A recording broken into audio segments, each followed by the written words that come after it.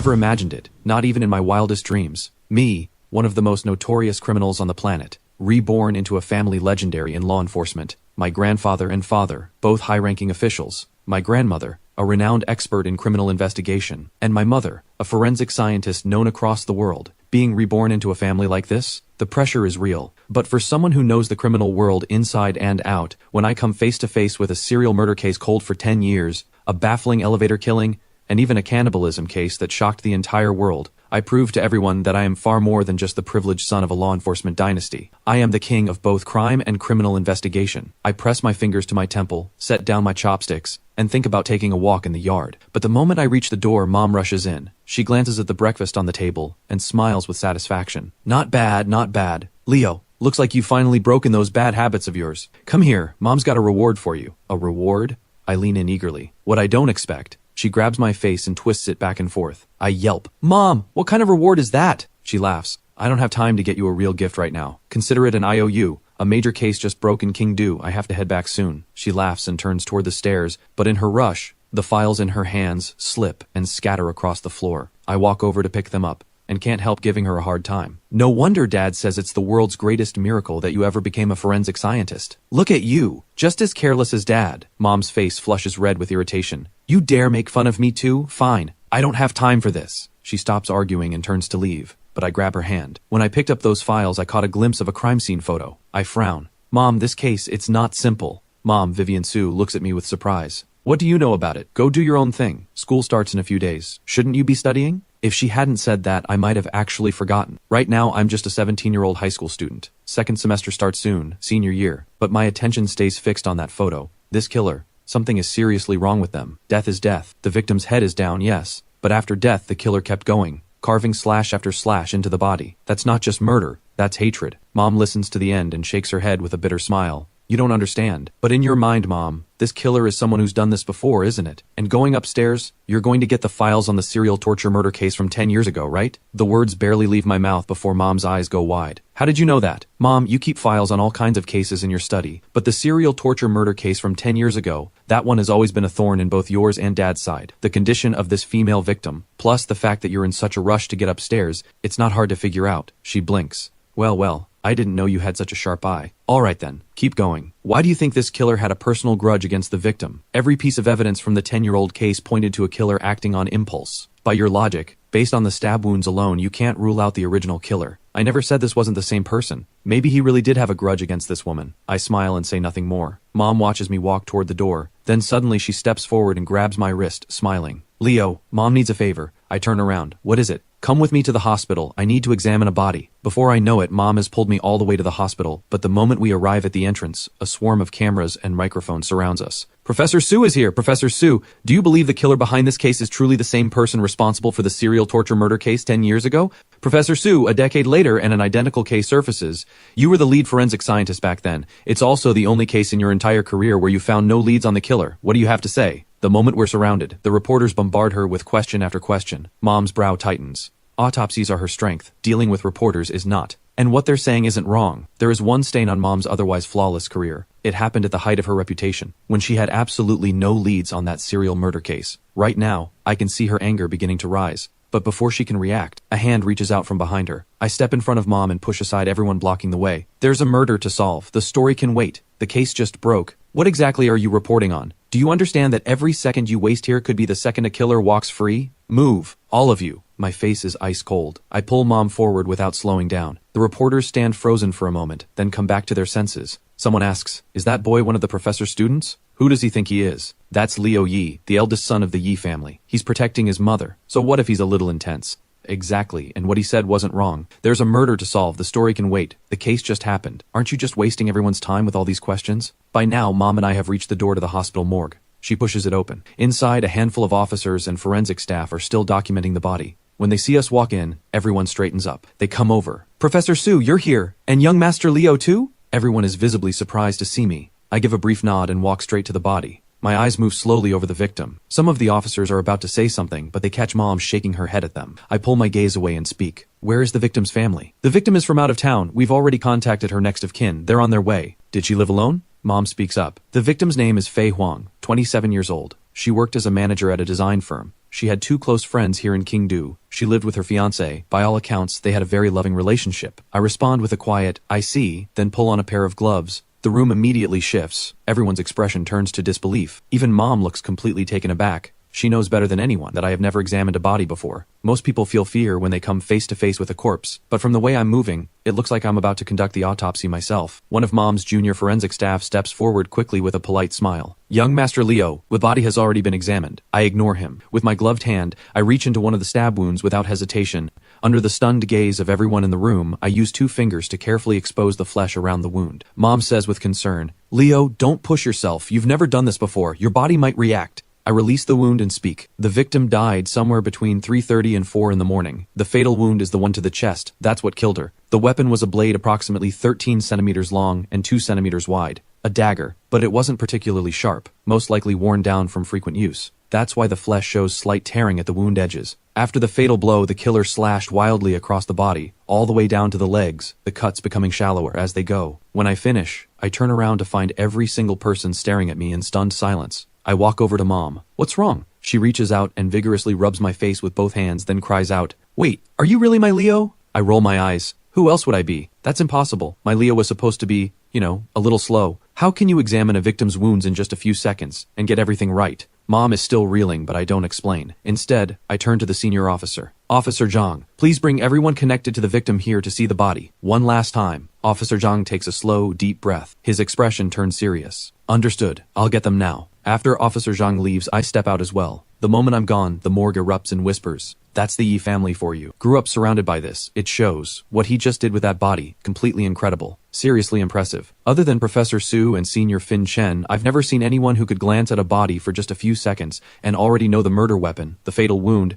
and the time of death. Professor Su, your son is a genuine genius. Smiling in the presence of the dead isn't something most people would do, but for someone as accustomed to death as Mom, she feels nothing but pride in this moment. Every mother wants her child to shine. She smiles and responds warmly to the room. Before long, Officer Zhang brings in everyone connected to the victim. Faye's 2 friends and her fiancé enter the morgue together. When they see Faye's body, all 3 of them share the same expression, a split second of disbelief. Then they break down completely. Faye's boyfriend collapses to the floor, utterly shattered. I stand outside the morgue, watching all 3 of them closely. After a moment, I push the door open and walk in. Mom knows exactly what I'm doing. She leans in and asks quietly, Are you sure this killer has nothing to do with the one from 10 years ago? Of course not. The prime suspect is still the killer from the serial torture murder case, but anyone connected to the victim is also a suspect. With that, I walk over to the 3 of them and look Faye's boyfriend directly in the eyes. How long have you 2 been together? He takes several seconds to respond. He finally looks up, and when he sees I'm just a teenager, he drops his gaze again. I shrug and turn to the 2 friends. And you 2, how long did you know her? We've known Faye for 4 or 5 years. We used to live together. We only moved out when Faye and Leon got serious about getting married. One of them speaks and the other follows. I just can't believe something like this happened to Faye. Who would do this? Why would anyone be so cruel? Finally, Faye's boyfriend Leon Lee speaks, but his voice won't stop trembling. It's my fault.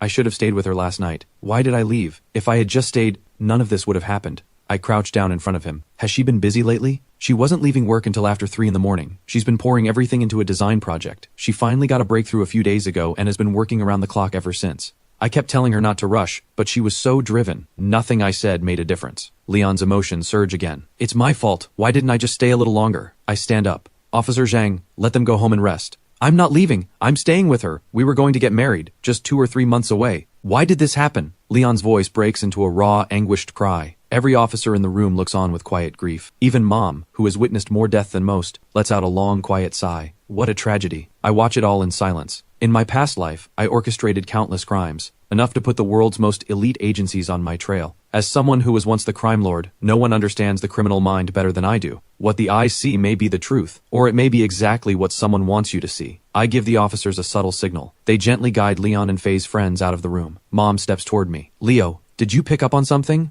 I don't answer. I reach into Mom's file bag and pull out the crime scene photos. Sharp, clear, taken from every angle. I lay them all out in order. I study them for 2 minutes. Then I speak. I can say with certainty, this case and the serial torture murder case from 10 years ago are not the same. The moment those words land, Mom and every officer in the room go rigid with shock. But the method, the brutality, this killing is identical to the one 10 years ago. Exactly. And there were words carved into the victim's back. I'm back. The original killer left marks just like this. Brutal, deliberate. The only difference is this time it's words. Before, it was numbers. In the serial torture murder case 10 years ago, every single victim was female, and every one of them had a mark left on their body. Back then, it was numbers, 9-1, 9-2, carved into each victim's back. After 9-9, the killing stopped. I listened to the officers push back, and a cold smile crosses my face. Are you sure the level of brutality is truly the same? Faye's body has at least 5 vital points where the blade was buried to the hilt. The victims 10 years ago, not one wound like that. Every slash was casual, almost careless, and each one penetrated to roughly the same shallow depth, barely breaking the skin. That tells us the original killer had exceptional control with a blade, and his profession almost certainly involved one. One of the officers speaks up. Even if the depth of the wounds differs, that's not enough to rule him out. The killer from 10 years ago was brilliant. Or maybe he was just playing games with all of you. This killer is nothing but a poor imitation. As I speak, I pull an old, worn photograph from Mom's file bag. It shows the back of one of the original victims. I press my finger to the bound wrists in the photo. I'm done going back and forth on this. I turn and head for the door. Leo, where are you going? I grin. I have a pretty good idea where to find the killer. We head straight to Faye's workplace. The office has no idea their manager is dead. I push open the door to the design firm. It's right at the start of the workday. Everyone at their desks looks half asleep. They all stare at me, Mom, and the 2 officers with wide-eyed confusion. One person stands up and walks over with a polite smile. Officers, how can we help you? We're here about your manager, Faye Huang, I say. The person blinks. Oh, you're looking for Manager Faye? Let me get her. She's always the first one in every day. She's definitely in her office. I stop them. Don't bother, she's dead. That single sentence hits the room like a shockwave. Eyes go wide everywhere. What?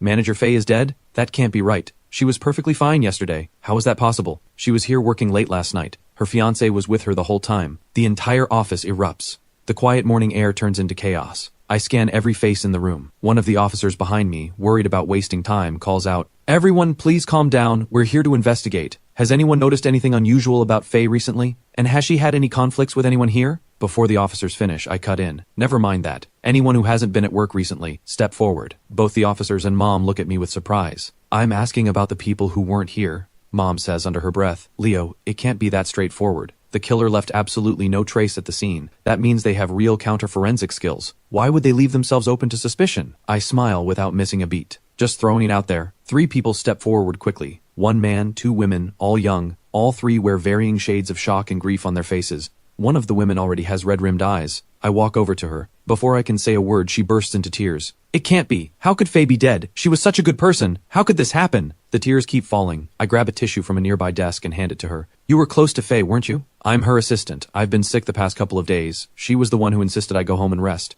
I came back today because I'm finally starting to feel better. I never imagined something like this could happen. I can tell she's genuinely unwell. She keeps coughing, and her voice is thick with congestion. I give a small nod and move on without pressing further. I step over to the young man next. He takes a breath. I've been out of town on a work trip. Just got back today. And you? I turn to the last woman. There's something about her. Mom's eyes have barely left her. Because when the news of Faye's death was announced, this woman's face showed the same shock as everyone else. But underneath it, just for an instant, there was something else. Relief. It vanished almost immediately, but not fast enough to escape Mom's eyes. Instinct has already told her this woman has some kind of history with Faye. I study her now too. Pretty, composed. What about you? Why were you away? Something came up back home, so I took some time off. How many days? A week, she says. I let a look of realization cross my face. 7 whole days. Was it something serious back home? Not really. I was just tired. Needed a break. I hum quietly and turn away. 7 days. That's plenty of time for someone to study another person's methods. More than enough, really. Enough to pull off a decent imitation. At those words, many eyes in the room snap toward her. A deputy manager blurts out, "What exactly are you implying?" When Faye's body was found, she was bound with rope. Head down, body raised, words left on her back. Anyone who's lived in Kingdu long enough should know exactly what that means. Before I finish, a middle-aged employee stares wide-eyed and gasps. The serial torture murder case. Exactly, the serial torture murder case from 10 years ago. My voice drops to something cold and deliberate. The way Manager Faye was found, it matches every one of the 9 victims from 10 years ago. The woman who showed that flicker of relief, her body jolts. Whatever was in her eyes before is completely gone now. She looks up sharply, meeting my gaze, and her voice starts to stammer. Why are you looking at me like that? I didn't kill anyone. I give a cold laugh. But you had a grudge against Faye, didn't you? She slapped me once, but I would never kill her over that. She lifts her chin. I said you had a grudge. I never said you killed her. No need to get so worked up. After that, nearly every eye in the room is fixed on her. Her panic is growing. Her eyes dart left and right. Mom steps beside me and murmurs, "You suspect her?" I'm just observing. When we announced Faye was dead, there was satisfaction in her eyes. For a moment, I almost thought she was the one, but now I understand everything. I turn to the sick girl. I almost forgot. What's your name? She blinks, then answers in a slightly hoarse voice. My name is Vera Wang. Alright, Vera, I'd like you to come with us to the hospital morgue. She looks uneasy. Why me? I had no grudge against Faye. My smile shifts into something stranger. I never said you did. Didn't you say you were close to her? Then you should say your goodbyes. She finally nods. Fine, I'll go. I smile, and then I grab her hand. No matter how pitiful you look to everyone else, make no mistake, you are the killer. The office goes absolutely silent. Every single pair of eyes locks onto me and the girl whose hand I'm holding. Then someone snaps back to reality. Officer, you've got it wrong. There's no way Vera killed Manager Faye. You said this matches the serial torture murder case exactly. So shouldn't the killer be the same person from back then? And besides, Vera has no motive. Exactly. Vera is scared of bugs, and Manager Faye helped her. When Vera got into gambling debt, Faye was the one who paid it off. The colleagues keep defending her, but I immediately turn to the one who mentioned gambling. She gambles? Yes, she got pulled into online gambling, racked up serious debt. The last time her creditors showed up here at the office, it was Manager Faye who stepped in. I feel a cold laugh rise in my chest. My eyes fix on Vera like a hawk. I really hope this isn't a story about biting the hand that fed you. Take her to the hospital. I give the order. Send another team to search her place. Vera's face drains of color. I'm just going to pay my respects. What gives you the right to call me the killer? You couldn't catch anyone 10 years ago. Now the killer strikes again. So why are you coming after me instead? Interesting. You know a lot about the case from 10 years ago. I narrow my eyes. Mom tenses beside me. Vera snaps back. Is that a problem? If you'd caught the killer back then, Faye would still be alive. I step forward. Still not admitting it? The calluses on your hands are fresh. You've been doing heavy physical work recently. You're an assistant. Does this company require you to haul things around? She opens her mouth to argue, but I don't give her the chance. The calluses, that's one. Two, when we said Faye died exactly like the victims 10 years ago, why did you suddenly relax? And when we turned our attention to your colleague, your eyes were full of satisfaction. I know the criminal mind too well. My past life taught me this. The killer is almost always the last person you'd expect, and only a guilty person works that hard to look innocent. Vera cried her eyes out when she walked in. Even Mom was moved, but I don't trust tears. Emotion is the most reliable way to cloud judgment. Vera's lips tremble. I don't know what you think you saw. You're wrong. I tug the corner of my mouth and turn to a colleague. Call Leon Lee. Ask him whether Vera has been trying to borrow money from Faye lately. The call connects. Leon's voice is exhausted. Yes, she asked about 2 weeks ago. She came back a few more times after that, but Faye kept saying no. Faye even told her, if she couldn't quit gambling, she'd have to let her go. I thank him calmly. Leon's voice sharpens. You suspect Vera? I thought the killer was the same one from 10 years ago? We never confirmed that. We only said the cases were similar. I fix my gaze on Vera, and I speak slowly, one word at a time. Am I correct in understanding that you were repeatedly turned down for money, and that you knew Faye was planning to fire you, and that you let that resentment push you to kill? Vera's eyes go wide. Her lips shake. Several seconds pass before she forces out the words. I did hate Faye, but I got over it. She was right. And where's your proof? You can't convict me on guesswork alone. She even lets out a soft laugh. Don't worry, the evidence is coming. A few hours isn't nearly enough time to destroy everything. Faye died after 3:30 in the morning. It's only 8 o'clock now. She needed time to cover her tracks. And looking at her right now, there's no way she could have killed anyone. No way she could have replicated the methods from 10 years ago. I stare directly at her. Forget the hospital. We're going to your place. The team there should have found something by now. Vera's jaw tightens. That one involuntary reaction tells me everything I need. I give the order to move. Vera's apartment is only a 10-minute drive from the office. She's eerily silent the entire way. When we pull up to her building, 2 police vehicles are already waiting. A middle-aged officer spots us and hurries over. Professor Sue, young Master Leo,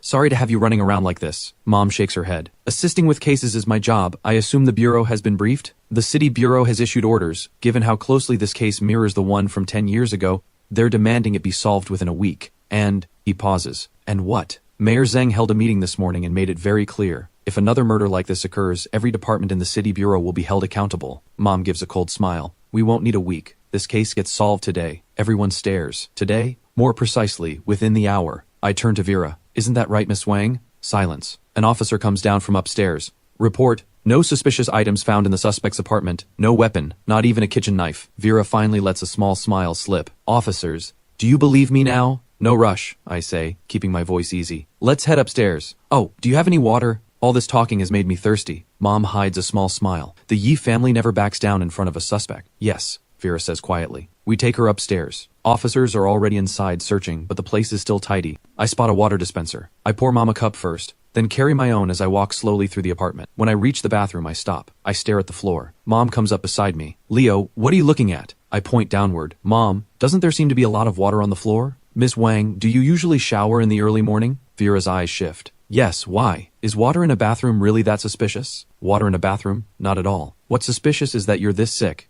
and you still took a shower this morning. Bold. I walk straight to the only bedroom door and push it open. The room is small, 1 bedroom, 1 living area. She doesn't live extravagantly. Maybe all her money went to gambling. But the moment I open that door, my eyes lock onto something, and I go completely still. Standing in Vera's room is a life-sized ragdoll, old and worn. It looks like it has been handled over and over again. I spin around immediately. Get me a rope. Vera sways on her feet. Mom seems to understand, but says nothing. The officers are confused, but one of them hands me a rope anyway. I take it, pick up the ragdoll, and begin wrapping the rope along the faint but unmistakable marks already pressed into its body. Vera's face is white as paper. When I pull the ragdoll's arms behind its back, someone gasps. How is this possible? I answer low and steady. Why wouldn't it be? My hands don't stop. The ragdoll slowly takes on the same bound position as Faye's body. Before I even finish, Vera lets out a hysterical scream. Stop! Stop binding it! Stop! She collapses to the floor, sobbing with her head down. I crouch in front of her and look at her calmly. Anything left to say? She lifts her face. Her color is gone. Why could you tell, just from one look, that the ragdoll had marks on it? And how did you know how to bind it like that? A knowing smile spreads across Mom's face. The case is cracked. I stay crouched and speak without any rush. Simple. Faye helped more than just you at that company. When I announced her death, everyone else reacted with shock first. You went straight to tears. She asks weakly. Isn't that normal? No, because you showed zero surprise. Then I saw the calluses on your hands and I was even more certain. The moment someone mentioned your gambling, I had no more doubt. You were the killer. I stay crouched and say quietly, what a shame. This really is a story about biting the hand that fed you. Even in my past life as a criminal, I never stooped to this. A twisted sneer breaks across Vera's face. Ungrateful? She helped me once, and I paid her back. So why couldn't she help me one last time? Was she really going to just watch while debt collectors beat me to death? If I had to die anyway, then we'd die together. Her expression turns ugly. Do you know what I gave her? When I begged for her help, I handed over all my design ideas. Every single one. And what did she do? She took them and then tried to fire me. Doesn't someone like that deserve to die? I'm caught off guard. Whether by coincidence or fate, her phone rings at exactly that moment. Answer it, I say. You're not quite at the point where you can't take a call. She picks up. A pleasant woman's voice comes through. Hello, is this Miss Vera Wang from Starlight Design? We're calling from the Radiance Cup Design Competition Review Committee. Your submission has met all the requirements. Please arrive at the competition venue within 3 days to compete for a spot in the finals. Vera freezes. Mom and I are equally stunned. Hello? Miss Wang, can you hear us? Hello? Vera's entire body is shaking. She can't speak. Tears pour out of her without warning. She screams in a raw, broken voice. Why didn't you tell me? Why? I rise to my feet, my tone flat. As far as I'm concerned, you deserve what's coming, but if you ever get out of prison, then find a way to make it right. Mom signals the officers to put on the handcuffs. As Vera is helped to her feet, she says under her breath, I really was ungrateful, wasn't I? Leo, did you know everything from the start? I ask. The rag doll, you just didn't have time to get rid of it, right? And your illness, you got it by dousing yourself with cold water and sitting under the air conditioning all night after the murder. Am I right? Her mouth opens slightly. She nods in silence. It started the first time she said no. After the debt collectors beat me, I began planning. Her voice goes calm. I tracked down every piece of information on the case from 10 years ago. It took me more than half a month to learn it well enough. 2 days ago, I went to her again. She tore into me. That's when I decided to move. After I killed her last night, I was afraid of being suspected. So I came back, soaked myself with cold water, and stayed under the air conditioning all night, just like you said. As for the ragdoll, you were right. I used it to practice the binding for half a month, but it's too big to throw away without being noticed. And I thought no one would ever suspect me. She finishes. I have no interest in hearing more. Take her. I turn to Mom. Go ahead and arrange the press conference. Announce that last night's murder has been solved. Any longer and people might actually start doubting what this family is capable of. Mom nods, warmth in her eyes. Vera is escorted toward the door, but at the threshold she stops. Leo, all of you. If I ever make it out of prison alive, I will make amends. If you ever get the chance, please go to Faye's grave and tell her I'm sorry. She seems to want to say more, but swallows it. As she's taken away, everyone left in the room breaks into applause. Mom gives a thumbs up, her eyes bright. Son, Mom is so proud of you today. I find out later that while I was taking Vera away, Dad Marcassier's office was heavy with tension. Case files spread across his desk, his eyes moving over a room full of troubled faces. Dad speaks. Let's hear some thoughts. His voice is measured. The Kingdu City Bureau has publicly committed to answering to the public within a week. As he speaks, a faint smile tugs at the corner of his mouth. Someone says under their breath, Raymond Zhao really couldn't wait, could he? Can't blame him. It happened in their jurisdiction. It's their right. Dad doesn't seem bothered. The priority is solving the case. What's your read on it? A man in glasses speaks up. This case is complicated and simple at the same time. Complicated because it's a perfect match for the serial torture murder case from 10 years ago. Simple because that killer has most likely resurfaced. He pauses and looks at Dad. When that case happened 10 years ago, Director Yi, you were serving as the head of the Kingdu City Bureau. For it to resurface now, it really is. Before he finishes, Dad waves a hand. We discuss the case, nothing else. You're all from my original team. No one knows that case better than we do. A murder committed in the early hours is already making waves today. The whole city will be watching. If we can't solve it within the deadline, the entire system will face consequences. His expression darkens. But for all the words spoken, no one offers anything useful. Dad watches them exchange helpless glances. His heart sinks. Maybe years of comfort have worn away whatever fire they once had. Just as frustration begins to overtake him, there's a knock at the door. The assistant opens it. An officer bursts in, barely containing his excitement. "Director, great news!" Someone snaps. "What are you rushing in here for? Can't you see we're in a meeting?" The officer looks flustered. "Sorry, I got carried away. We just got word. The murder from last night has been solved." Dead silence falls over the office. 2-3 seconds pass. Everyone leaps to their feet, eyes wide. "You're not joking. The killer from 10 years ago. They caught him. Finally, that monster is done." Surprise rushes across Dad's face too, but the officer's expression falters. "What's wrong? Was there a complication?" "Sir, the killer isn't the one from 10 years ago. The binding method, the state of the body, the blood markings on the back, everything pointed to that old case." "Exactly. We know that binding technique better than anyone. There's never been anything like it. It can't be wrong." Dad is just as bewildered. Then a voice drifts in from outside the door, full of pride. "Just as I thought. You were all fooled by the method. Same as I was, at first. While everyone else was lost, one person saw clearly. Marcus Yi. The Yi family has raised quite a son. The only person who calls Dad by his full name like that is Mom, Vivian Su." "Vivian, what do you mean? Leo was involved in the case?" Dad looks completely lost. Mom nods, her tone certain. "The killer's binding method was only roughly similar. We spent who knows how long studying the body. Leo spotted the difference in 3 seconds. And the killer, he had them arrested in just over an hour. The room goes into shock. They spent hours examining every detail. Someone else saw through it in 3 seconds. They deployed equipment and expertise and came up empty. Someone else brought in the real killer in just over an hour. And that someone was me." When the shock fades, Dad's laughter fills the office. The others feel a little embarrassed, but they're genuinely happy for him. "That's the Yi family for you. Leo's only 17, isn't he?" Mom smiles and nods. The man takes a deep breath and raises his thumb. "Incredible. I'll be the first to admit it. But if the killer isn't the one from 10 years ago, then who is it?" Vera Wang, Faye's assistant, a girl who looked completely ordinary. The room jolts again. Not one of them had cast suspicion on Faye's colleagues for the entire morning. Sometimes those closest to a case are the last ones to see clearly. Dad acts immediately. "Notify Raymond Zhao right away. Hold a press conference and release the case details. Vivian,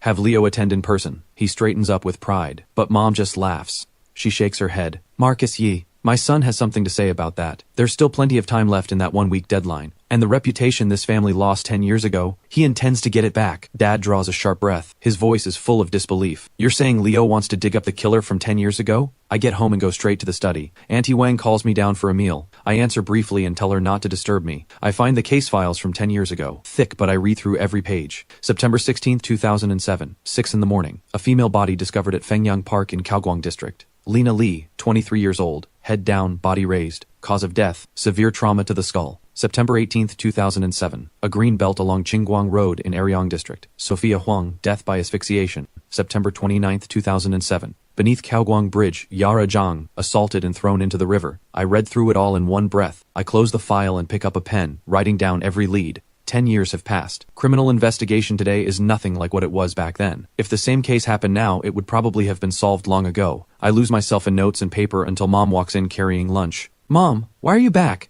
"Auntie Wang called me, said you hadn't come down to eat and she didn't want to bother you." As she speaks, her eyes land on what I've written, and they go wide. "Where did you get this psychological profile of the killer?" I smile. "Simple, just compare the blood markings left on each victim's back. Look, from the very beginning he had already decided to kill 9 people. That's why he carved 9-1 into the first victim's back. But in the photos, the strokes are shaky in several places. That means even he was terrified the first time. Look at the second victim. The markings are noticeably steadier, and as the body count grows, the killer's writing becomes messier and messier. Why? Because by the time he reached the 9th victim and still hadn't been caught, he started to believe he was untouchable, that the law meant nothing to him. From fear at the start, to growing comfortable, then to arrogance. Open contempt for the entire law enforcement system. That's the mental shift from victim 1 to victim 9, and the fact that he stopped after 9, that overturns one of the original conclusions. Mom hasn't caught up yet. Which conclusion? The killer didn't choose his targets at random. He may be disturbed, but he is absolutely a killer with a purpose. These 9 victims, whether directly or indirectly, are connected. Mom pushes back almost instantly. Impossible. Those 9 people didn't know each other at all. What connection could there possibly be? And do you know who reached the original conclusion? Of course. Dad, but does that make it right? She still isn't convinced. I continue. Mom, think about it. If the killer were just a random murderer, even if he decided to kill 9 people, he would have simply written the number 9. There's no reason to leave 9-1, 9-2, which means he had the count planned from the very beginning, and the targets were chosen too. These 9 victims are connected to him. I lay it out so clearly that Mom has no choice but to believe it. In her heart, Dad has always been the finest investigative mind she knows. But I'm not wrong. And every part of my analysis points to the same thing. The 9 victims are linked. So what's your next move? She exhales slowly. Track down the families of all 9 victims and go through everything again. This time we dig to the bottom. It's been 10 years though. They may not all still be in Kingdu. We find as many as we can. 3 families should be enough to start. I move to get up. 2 steps in, Mom grabs me with a grip like iron. My precious son, you eat first. Finish your meal, then your old mom will go with you. No food, no leaving. After lunch, Mom and I head to the police station to check household registry records. 10 years is a long time. 3 of the families have left Kingdu for good. The remaining 6 have mostly moved to new addresses. Kingdu has grown fast over the years. Families that were once merely comfortable have leapt into the ranks of the seriously wealthy, some worth tens of millions, others over 100. The first family we visit is that of Lena Lee, the first victim. They now live in a residential complex on the outskirts of Kingdu. I ring the doorbell. A woman close to 60 opens the door, her face puzzled. Who are you? Can I help you? Mom smiles gently. You don't remember me? I'm Vivian Su. The woman stills, then her eyes well up. Dr. Su, the forensic scientist. She quickly ushers us inside. The home is well furnished, clearly a comfortable life. We sit. She brings tea, her expression hovering between wanting to speak and holding back. I get straight to it. We're here about what happened to your daughter 10 years ago. She sways slightly. Her voice shakes. It's been 10 years. Is there a new lead? Some new theories? I have a few questions. Just tell me what you know. She nods, clearly tense. Did your daughter Lena Lee know the later victim, Sophia Huang? No. And you and your husband? Did you know Sophia Huang's family or Yara Zhang's parents? No. After everything happened, the families met briefly, but we were strangers. Expected. Mom offers a few quiet words of comfort. I shift direction. Do you still have any of her belongings? May I take a look? She shakes her head. Aside from a few photographs, everything she owned was either buried with her or burned. I couldn't bear to keep them. Looking at them hurt too much. Understandable. Some hold on to what's left. Others can't bear to touch the memories. We don't stay long. There's nothing useful here. As we're leaving, Lena Lee's mother grips Mom's hand tightly. Dr. Su, tell me honestly, after 10 years, can this case still be solved? Mom doesn't know what to say, but I do. Don't worry. Expect word within a week. The real killer will be found. 1 week. The exhaustion in her face lifts. Good, good. If you can find whoever did this, then these 10 years of waiting won't have been for nothing. We leave the building. Mom looks at me with mild reproach. Why were you so sure we found nothing today? Not entirely empty-handed, I say. We've at least ruled out any grudge from the previous generation. Now the question is what connects Lena Lee, Sophia Huang, and Yara Zhang. We head downstairs. Before we reach the car, Lena Lee's mother comes running after us.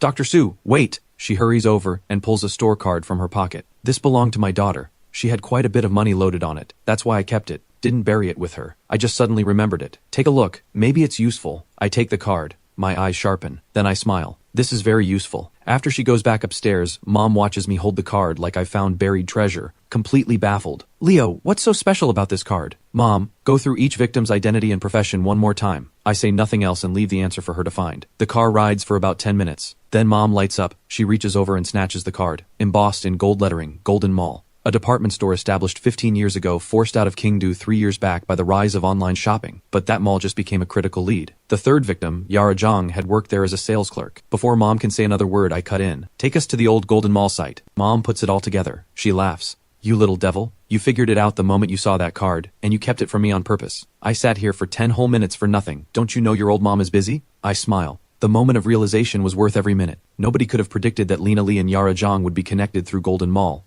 which was at the height of its fame 10 years ago. Now we just need to find out whether something happened there before the first murder, something that ties back to the killings. If we find it, the pool of suspects narrows dramatically. Mom listens, then reaches out and squishes my face back and forth. Unbelievable. Are you really my son? If this weren't about the family's reputation, were you planning to hide this forever? I just smile without denying it. I could let other things slide, but letting Mom lose face? That I won't stand for. Mom is overjoyed. She pulls me in with a firm arm around my shoulders. Mom is so happy right now. My son can finally protect me. The car falls quiet. Before long we arrive at the old Golden Mall, now renamed Dawan Plaza. Shopping, leisure, entertainment all under one roof. As we get out, Mom mentions the ownership has changed hands. But fortunately the general manager is still the same man from the Golden Mall days, Manager Lee. He should know something. We head straight to his office. The door opens. Manager Lee greets us with a smile. Professor Su, young Master Leo, what an honor. Once we're seated, he looks at us with visible curiosity. For both of you to come to me personally, I'm truly flattered. Please speak freely. I'll tell you everything I know. Mom gets straight to the point. We want to ask about one thing. 10 years ago, before September 16th, did anything significant happen at Golden Mall? Manager Lee blinks. He gives a dry laugh. Golden Mall, that's a long time ago. It's been so long I honestly can't remember. Understandable, 10 years is a long time. But I watch his eyes and a cold smile rises in me. So Manager Lee is saying he can't remember, and that nothing major happened at Golden Mall that year? My smile goes colder. Alright then. We are formally requesting your assistance as officers of the law. Compile every incident of any significance from Golden Mall that year. Have it on Director Yi's desk by 9 tomorrow morning. Every detail, no matter how small, not one thing left out. Manager Lee stares. Young Master Leo, what do you mean by that? Every detail, fully documented, Manager Lee. Your eyes tell me you've already thought of something, you just don't know how to say it. I stand. Since that's the case, this is how we'll proceed. Tomorrow at 9, I hope Director Yi gets to read your report.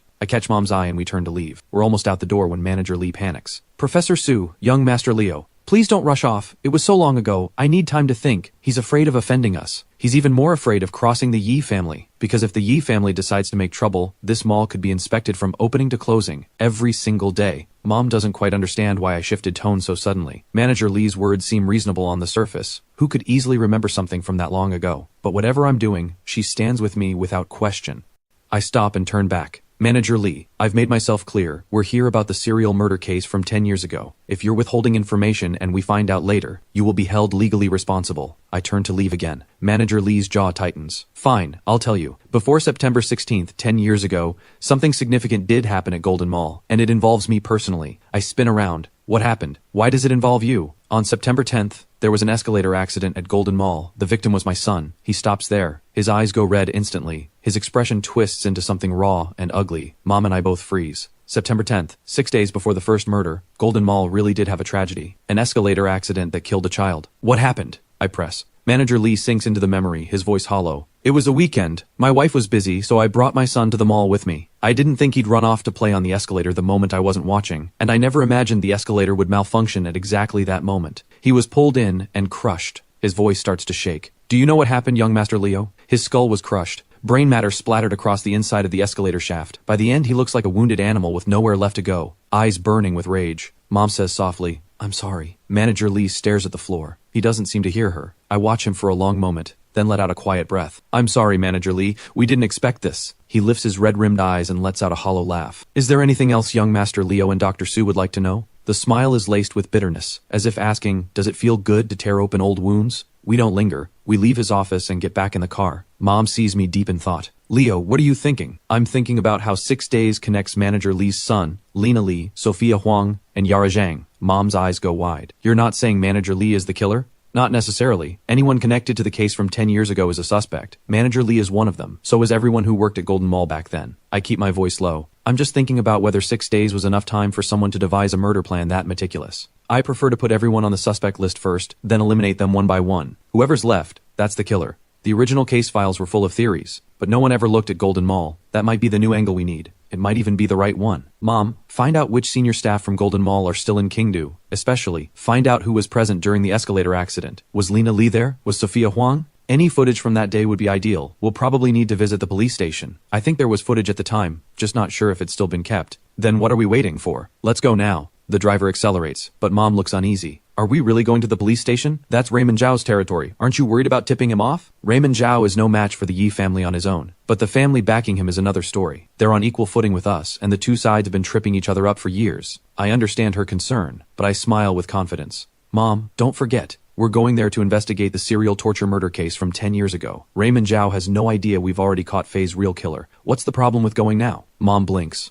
then laughs at herself. The car pulls up to the station quickly. Quite a few officers inside know Mom. They stand and greet her. Word naturally reaches Raymond Zhao. He makes a leisurely entrance, all smiles. Well, Professor Su and Leo, what brings you two here? New leads on this morning's murder? He wastes no time fishing for information on the early morning case. Mom speaks up. We're here to access more detailed records on the serial torture murder case from 10 years ago. Director Zhao, the station should still have them on file. Of course, every case this station has ever handled, big or small, has been filed and archived. Though a case from 10 years ago won't be easy to dig up. You're welcome to check with the records room. As long as it's you two, the entire Kingdo station will make it as easy as possible. He waves his hand grandly, projecting the air of someone very much in charge. But what era are we living in? The digital age. The records room still exists, but most files have been digitized and stored permanently on computer. Going through physical files could take forever. Mom's expression tightens. Director Zhao, can't we access the digital records? I'm terribly sorry. Our entire computer system is undergoing upgrades today. Temporarily unavailable. If you're willing to wait, feel free. Mom is about to push back, but I speak first, with a smile.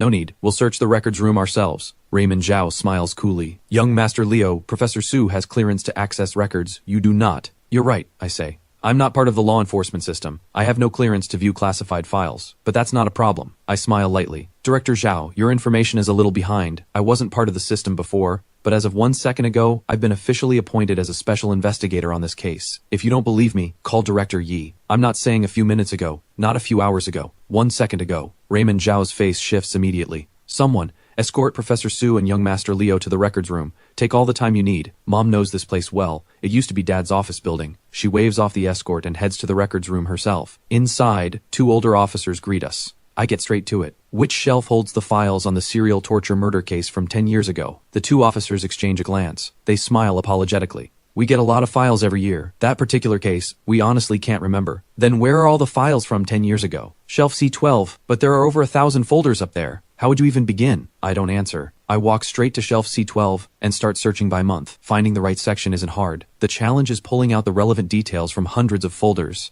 Mom and I stand on the stepladder and go through them together. After a while, Mom lets out a quiet sound. We found it. Looking at the sheer volume of files, Mom can't help rolling her eyes. This case dragged on for so long back then. No wonder there's this much paper. We only need the witness, interview records. Everything else is a waste of time. I remind her, but I don't reach for the witness files myself. Instead, I keep scanning the shelf. Mom quietly flips through the pages, focusing on the public witness statements, especially anyone who assisted the investigation. Time ticks by slowly. After a while, a strange smile creeps across my face. Mom, in those case files, is there someone who gave a statement? A man named Jackson Xiao? Mom immediately flips through the pages. Yes. How did you know? I hold up the file in my hand and smile with complete certainty. Whether the serial torture murder case from 10 years ago gets solved, it all comes down to Jackson Xiao. Jackson Xiao? Neither Mom nor I know this name, but as he appears in the files, something in Mom's memory begins pulling her back 10 years. That case shook the entire city. As the lead forensic scientist, Mom followed every development just as closely as any officer on the force. She vaguely remembers being present when Jackson Xiao gave his statement. The memory sharpens slowly. Mom sets down the file. Jackson Xiao, if I'm remembering correctly, he was the head of security at Golden Mall. That's right.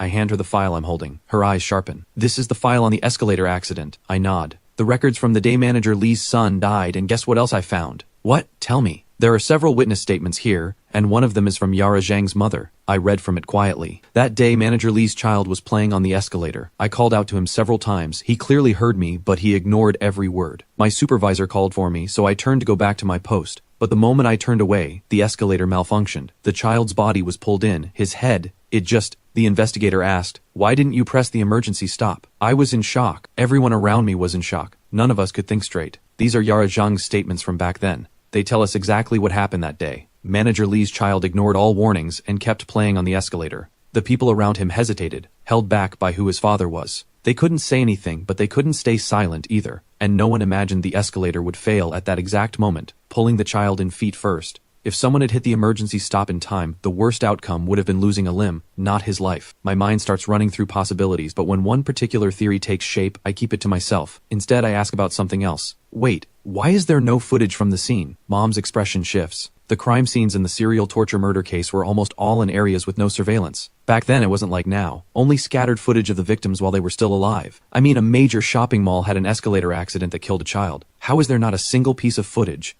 Mom looks taken aback. That can't be right. The file shows the investigating officers did review footage at the time, but it was never archived. I slide the file back onto the shelf and take Mom's arm. We need to find Jackson Xiao. My gut tells me he's the link between both cases. Find him, and we find the killer from 10 years ago. Mom doesn't argue. We put everything back and leave the records room immediately. The moment we're out, the 2 officers inside head straight to Raymond Zhao. Whatever they report, we don't care. We have no time to waste on office politics. We leave the station and head to the department that handles residential registry records. In a city as large as Qingdu, finding one person without it would be nearly impossible. The supervisor is cooperative. Nobody in Qingdu dares to turn the Yi family away. To make sure we hear the moment they find something, we even ignore Auntie Wang's calls about dinner. It isn't until 8 in the evening that a staff member finally comes running with results. Professor Su, young Master Leo, we found Jackson Xiao. We both rise at the same time. Where does he live? The staff member's expression falters. I frown. Is something wrong? It's not that it's difficult to say. It's just that the Jackson Xiao who served as head of security at Golden Mall, he died 10 years ago. Mom and I stare at each other in shock. In the serial torture murder case from 10 years ago, the one person who could be the key to everything was already dead 10 years ago. I hadn't seen this coming. Whether it's the serial torture murder case or the escalator tragedy involving Manager Lee's son, Jackson Xiao has always felt like the bridge between them. He gave statements in both cases.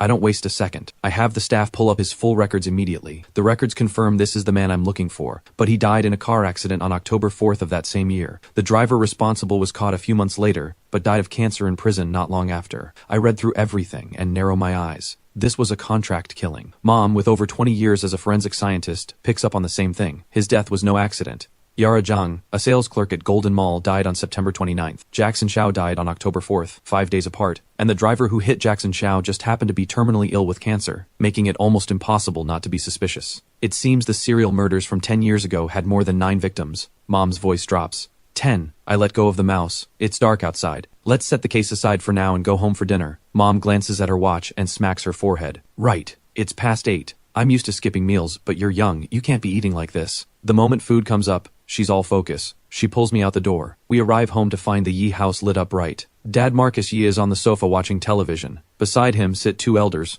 My grandparents, Gerald Yi and Gloria Zue. Grandpa carries a natural authority without needing to raise his voice. Grandma is poised and elegant, but her eyes hold the depth of someone who has seen everything. People in Kingdu once described the Yi family this way. Except for the teenage young master, every member of the family, man or woman, is a tiger in the world of law enforcement. Even the gentle-looking Grandma Xue Yuzhu was a celebrated criminal investigation expert, retired now, but never forgotten. She once traveled to northeast China personally to capture the country's most wanted gang leader. I walk through the door with a grin. Grandpa, Grandma, what brought you back? Grandma has always had a soft spot for me. The moment she sees her grandson, she jumps up with delight, takes my hands in hers, then glances outside at the dark sky. Her eyes sharpen. She turns to Dad. Have you eaten? Dad looks confused. Mom, didn't we just eat together? How could you sit down and eat? Grandma is indignant. Your child is out there running around all day on your behalf, and you're at home eating a full meal. Is that what a father looks like? Dad's face scrunches like he's bitten something sour. He wants to say, you ate just as heartily yourself, but he doesn't dare. He just keeps apologizing. Grandma humps and calls into the kitchen. Auntie Wang, make a couple more dishes.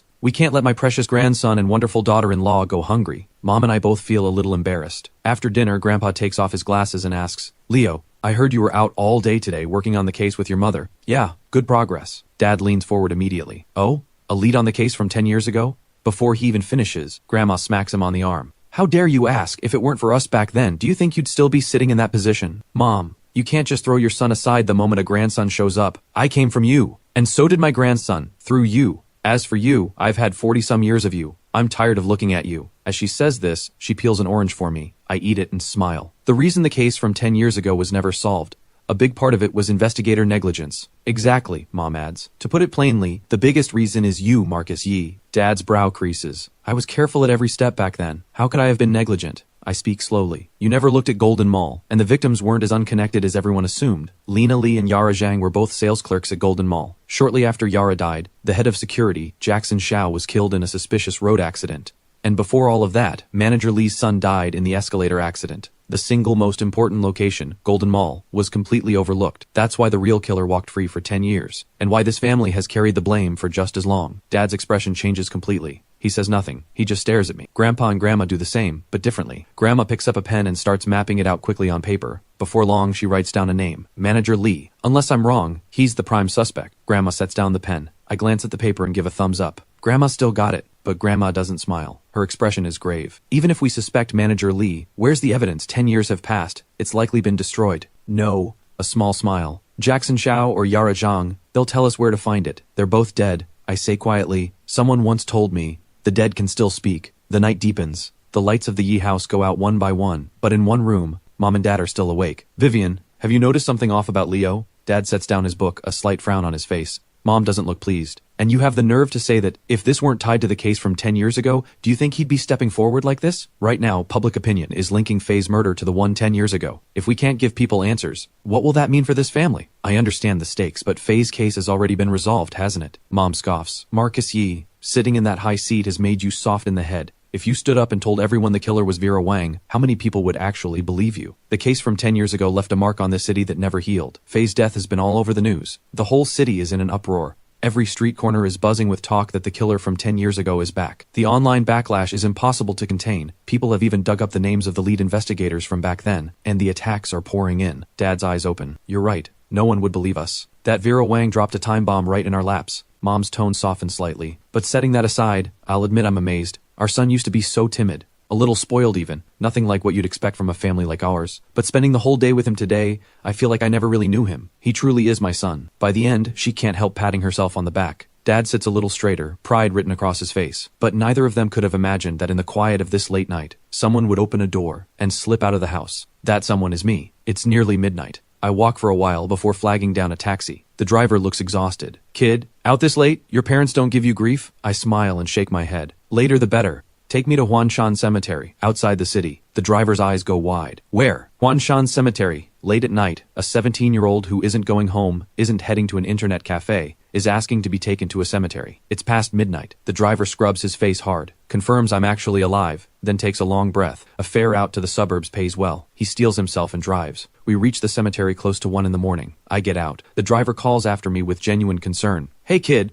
what on earth are you doing here at this hour? I smile. Catching a thief. Wanna come take a look? He shakes his head immediately and drives off as fast as he can. I smile to myself and walk into the cemetery. The cemetery at this hour feels cold and hollow, but it doesn't bother me. In my past life I spent time in graveyards, sat through entire nights in front of headstones, letting the cold settle around me. I pick up my pace. Before long, I stop at a grave. A photo is affixed to the headstone. A man who looks to be around 30, strong features. I look at the headstone and say quietly, Jackson Xiao. Do you think your old superior, Manager Lee, will come to visit you tonight? I step off to the side. As someone who was once a criminal myself, I understand a certain type of mind all too well, especially those who have committed serious crimes and were never caught. Inside, they are arrogant and untouchable. In public, they may appear perfectly ordinary, but turn your back, and their eyes go cold as a snake's. Some even let their guard slip on purpose, playing games, drawing people in. Manager Lee didn't leave a strong impression on me at first. He seemed like the most ordinary person in the world, but if he is the killer, then he'll have already realized that Jackson Xiao's name could surface.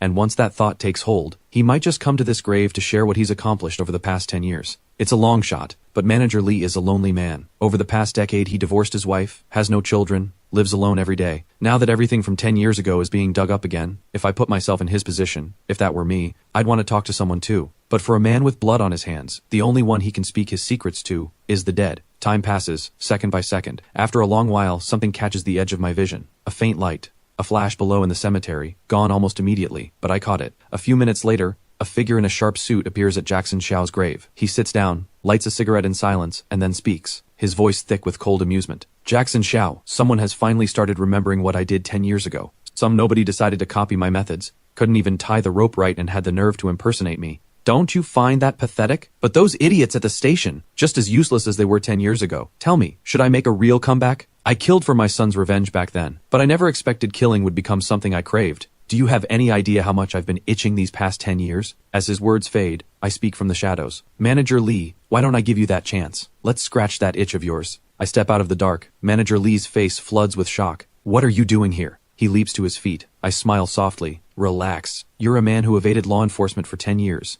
A genuinely high-intelligence criminal. Getting rattled this easily doesn't suit someone like you. His expression shifts through shadow and uncertainty. A moment of silence, then he speaks. You suspected me the moment you saw me this afternoon, didn't you? No, let me rephrase that. The moment we came to find you, you knew it was almost over. Manager Lee lets out a full laugh. I know you're probably wearing a recording device. But you do know, a recording made without willing consent can't be used as evidence. I shake my head. I'm not as complicated as you think. I've never been interested in recordings. I came to see what kind of person you really are. He frowns. He doesn't quite believe the no recording part. It can't be used as primary evidence, but it could still help. But looking at me, he starts to probe with a cold smile. So what kind of person do you think I am? Someone who's genuinely good at this. By the way, where did you learn that binding technique? There were only a few days between your son's death and Lena Lee's murder. That's nowhere near enough time to learn something like that. I think you already knew it. A flash of pride crosses his face. That binding method caused more panic than you can imagine 10 years ago. People had the same nightmare, dreaming of being bound that way, waking up drenched in cold sweat. Manager Lee clearly has no intention of telling me more. He says coldly, guess. He turns and starts walking away. I watch his back and speak evenly. Wait, still trying to get something out of me? He turns with a cold laugh. Leo, I came tonight to visit a former subordinate. Nothing in the law says you can't visit a grave in the middle of the night. And everything you've said,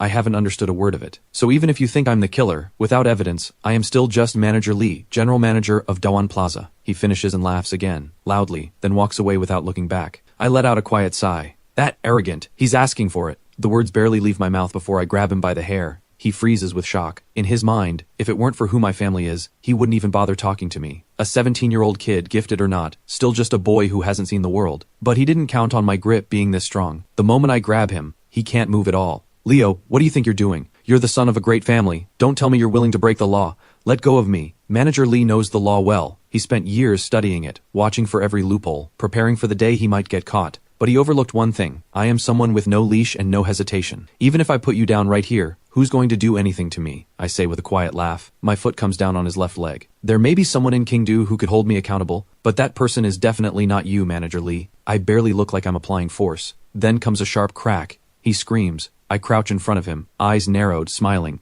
You don't have to tell me, I already know. Lena Lee, Yara Zhang, Sophia Huang, on the day your son died, they were all standing near that escalator. They watched your son die. And because they stood there and did nothing, you decided they were responsible for your son's death. That hatred made them your targets, and one by one, you killed them. Am I right? In the escalator accident files, only Yara Zhang's statement was recorded, because she was the only one among the 9 victims who worked at Golden Mall. But that day, whether by coincidence or something else, all 9 of them happened to be near that escalator when it happened. Manager Lee seems to forget the pain entirely. His eyes go wide. His face is covered in disbelief. The look on his face asks one question. How do you know something no one else knows? I lift my foot. I start walking down the hill. I'll give you one more day. Use it to make things a little more interesting, because when the time is up, the game is over. My voice drops to almost nothing toward the end. Almost to myself. Solving cases might actually be more fun than committing them. Looks like I'll have plenty to keep me busy. Manager Lee stares at my back, frozen. He's probably thinking, is matching wits with a high-intelligence criminal really just a game to Leo? Over an hour later I return to the Yi house. The whole place is still asleep. No one knows I was ever gone. When I open my eyes again, it's fully bright outside. Mom is calling me for breakfast. After washing up and eating, Grandpa heads back to the military academy. Grandma goes to her office. Mom and Dad rush out as well. I water the plants, then leave the house. I gave Manager Ali 24 hours. During that window, I will get the evidence I need and put him behind bars. Whatever he went through, he had no right to bury 9 lives alongside his grief. He doesn't deserve that. And one man will not be allowed to damage this family's name. The ride from home to Jackson Xiao's address takes nearly half an hour. I walk to the door and knock. A hunched woman in her 60s answers. Young man, who are you looking for? Ma'am, I'm an officer with the station. I pull out my credentials. I told Raymond Zhao I could become a temporary investigator at any time, and to avoid complications, I'd actually had Dad arrange it. Please take a look. I'm here because I have some questions. She's literate, glances at it, then says, there's only me here, just an old woman. What could possibly concern the law? I'm caught off guard. This tiny apartment, barely 30 square meters, and she's completely alone. I step inside and accept the tea she offers with both hands. The tea has gone a little stale, but I don't say a word. I take a sip. Ma'am, where is the rest of your family? Bitterness crosses her face. My son passed in an accident 10 years ago. My husband couldn't take the loss. He followed a month later. We were such a good family, all 3 of us. Now it's just this old woman, alone for 10 years. My eyes narrow slightly. I hadn't expected Jackson Xiao's family to look like this. Jackson Xiao was killed because he knew Manager Lee's secret. His father died of heartbreak after losing his only son. Manager Lee, directly or indirectly, has 11 lives on his hands. The weight of that lands hard, but my face stays steady. I see. Ma'am, I'm sorry to have to ask this, but I'm here about your son, Jackson Xiao. A case from 10 years ago. Through careful investigation, we believe your son may be the most important witness. She sighs. My son has been gone for 10 years. I don't know anything about what he was involved in. Won't you just be wasting your time? Ma'am, I just need you to tell me. Before the accident, did your son ever mention anything he needed to keep safe? And he was around 30 when he passed. Was there anyone he was very close to at the time? The question makes her eyes well up. Yes, she answers. He was seeing a sales clerk from Golden Mall at the time. Why was my son's life so hard? He finally found someone, and she died horribly. Then he himself was gone not long after. Heaven above, why did you do this to our family? One question and she unravels. I never imagined Jackson Xiao and Yara Zhang were a couple. I gently pat her back. Ma'am, I'm here precisely because of the case involving your son's girlfriend, Yara Zhang. Tell me, after Yara died, did your son behave unusually? The old woman furrows her brow, drifting into memory. Then something surfaces. Yes. That night he was different. I heard him come home in the middle of the night and shut himself in his room, crying like his heart was breaking. My husband and I went to ask. He refused to say a word. My chest tightens. Jackson Xiao really is the key. Ma'am, think carefully. In those days, was there anything he seemed especially attached to? Anything he kept close? There was a small belt pouch. He carried it with him almost every day. But on the day of the accident, he'd left it at home. When we held his funeral, I buried it with him. My heart sinks. From what she's just told me, it's almost certain. The most critical evidence is inside that pouch. But the pouch was buried with him. To get to it, we'd have to open Jackson Xiao's grave. But for someone of her generation, would she ever allow it? Looking at her grief-stricken face, I feel the weight of it. But without opening that coffin, there's no evidence. After a moment, I test the waters. Ma'am, do you truly believe your son died in an accident? She blinks slightly. Yes, the driver admitted it in court, didn't he? But did you know he had terminal cancer? He died in prison shortly after being sentenced. She nods slowly. I found out later. That accident destroyed his family too. I hated them at first, but what good does hate do in the end? Between her words I hear something else. She is someone who has found a way to make peace with herself. Otherwise, she could never have forgiven the person responsible for her son's death simply because his family suffered too. Ma'am, if I told you your son was deliberately murdered, would you believe me? Her eyes go wide. She can't speak for a long moment. I guide her to sit and speak slowly. Ma'am, I can't say for certain yet, but his death is directly connected to the serial torture murder case that shook Kingdo 10 years ago. And whatever is in that buried pouch, it's critical. You mean, take it out? Her voice trembles. I nod firmly. He's been gone for 10 years. But if he was truly murdered, don't you want to find the real killer so he can rest in peace? Tears pour down her face. She keeps repeating, how can we do this? He's been lying in there for so many years. Do we have to disturb him? Ma'am, you are a reasonable woman. You even found it in yourself to forgive the driver who killed your son. Why won't you let him die with the truth known? She falls silent again, head bowed, saying nothing. I don't push. I wait for her to decide on her own. Time passes, second by second. Finally, she looks up. Does it have to be this way? We looked at that pouch. There was nothing in it. Ma'am, maybe it wasn't examined carefully enough at the time. If there really is nothing inside, I promise I'll have your son moved to a better resting place. But there's one condition. It has to be today. Wait any longer and things may change. The old woman stops hesitating. She nods. All right, I'll trust you. I pick up my phone immediately and arrange for a professional team to go to Huanshan Cemetery to open a grave. I also arrange for a ceremonial rite to be performed. Understood, young Master Leo. When will the team arrive? The grave must be open before this evening. Everything done by 4 o'clock. I hang up. I turn to Jackson Xiao's mother. Ma'am, let's head to Huanshan Cemetery now. Young man, you really think Dajiang won't blame me for this? I give her shoulder a gentle pat. If he was murdered, he'd only blame you for not finding out the truth. She says nothing more. We go together. Before long, the ceremony master and the workers arrive. I give a nod. As the work begins, I already know something important. Jackson Xiao may not have died unjustly. He and Yara Zhang were a couple, and if he truly had evidence against Manager Li, he should have gone straight to the authorities. But he didn't, and a few days later, Manager Li had him killed. There's only one explanation. Jackson Xiao and Manager Li shared a secret that couldn't be spoken aloud. I would never say this in front of his mother, otherwise there's no way she'd let us open the grave. After the ceremony is performed, the workers move in. After a long while, the coffin is brought up from the ground. There is no intact body inside. Cremation has been standard practice for years. Only a few personal belongings, and the pouch. The coffin is brought up. I look at the weeping old woman and ask gently, Ma'am, may we open it? Go ahead. If there is an injustice, he would want it known. She wipes her eyes. I nod to the workers. With a slow creak, the coffin opens. The first thing I see is the pouch. I reach in and grab it.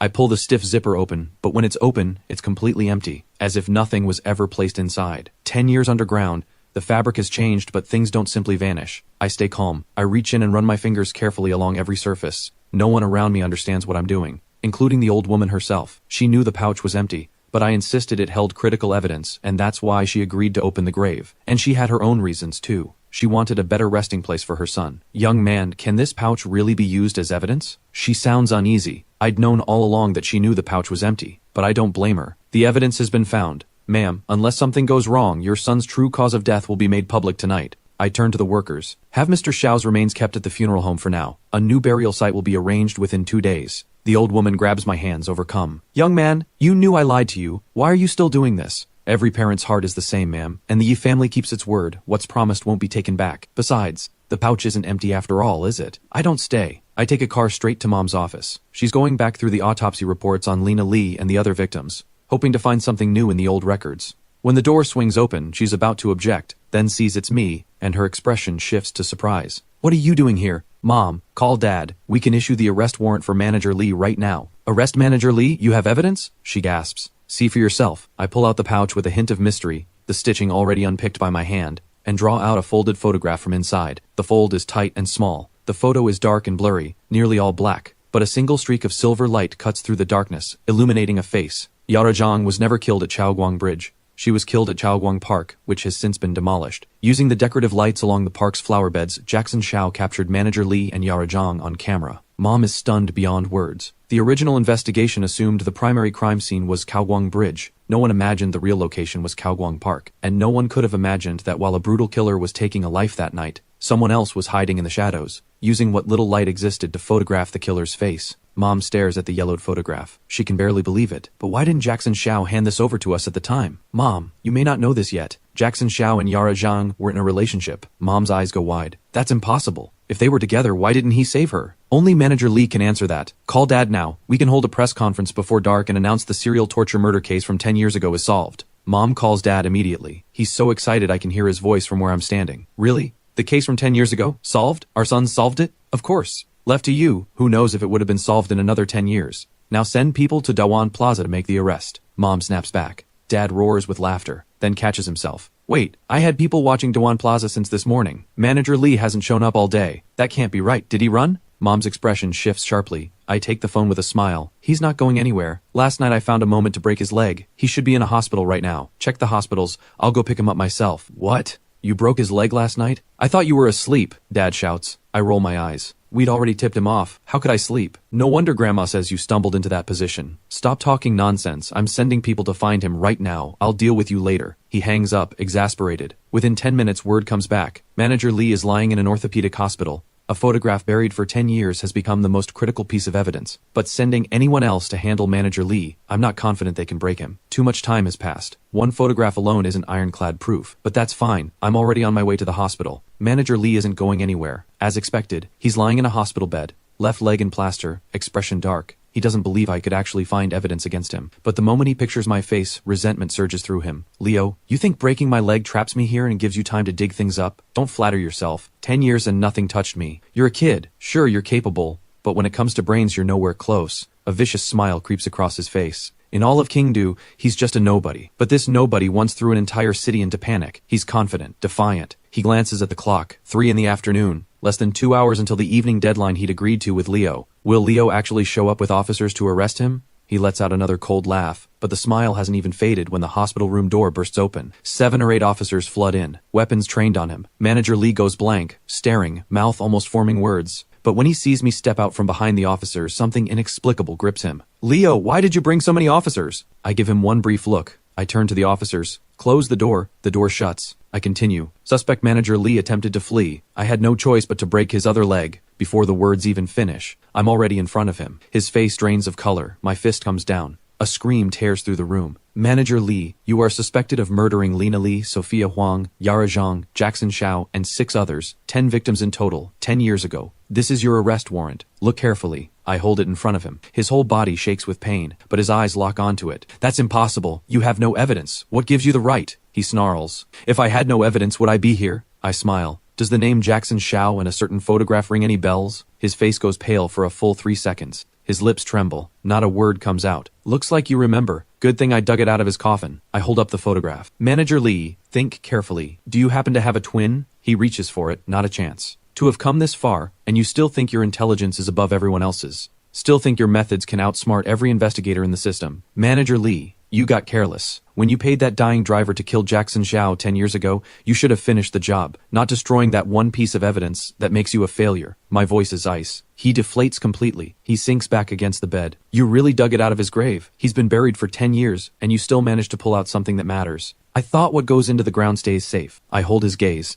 Talk. That night. Why didn't Jackson Xiao stop you from killing Yara Zhang? Why did he only take a photo? That's what I'm most curious about. Jackson Xiao and Yara Zhang were a couple. Any man watching someone kill the person he loves, he wouldn't stand there taking photos. Manager Lee says nothing. He closes his eyes. I know exactly what he's thinking. I smile. You're thinking about how to minimize your sentence. Forget it. With me involved, you're not getting out of this. He slowly opens his eyes. He asks a strange question. Leo, are you really only 17? I pause. I touch my own face. I smile. What do you think? Your mind, your intelligence. There's no way you're just a kid. He says it through gritted teeth. I give a quiet smile. That's not important. What's important is that you owe me an answer. After a long exhale, he speaks. Honestly, I don't fully understand why Jackson Xiao did what he did that night. All I know is he came to me later demanding 500,000 to keep quiet. I knew immediately, someone like that can't be bought. He had to be eliminated. But I think there must have been something serious between him and Yara Zhang, something unresolvable. At the time, a manager at the mall was also pursuing her. When I moved in, she was still on the phone with him. Maybe Jackson Xiao had his own resentment toward her. And besides, Jackson Xiao came from nothing. Head of security, yes, but the pay was never much. More likely he saw this as a way to get money. Or maybe he didn't arrive until after I'd already killed her. There's only one photo. It shows me sitting beside her body after the fact. I start to understand. Though only Jackson Xiao truly knows why. Love has a way of blinding people more completely than anything else. Enough about him. Did you really take out 9 people just because of what happened to your son on that escalator? At that, something savage ignites in Manager Lee's eyes. His voice drops low. Do you know, Lena Lee was standing right next to my son. She was quick.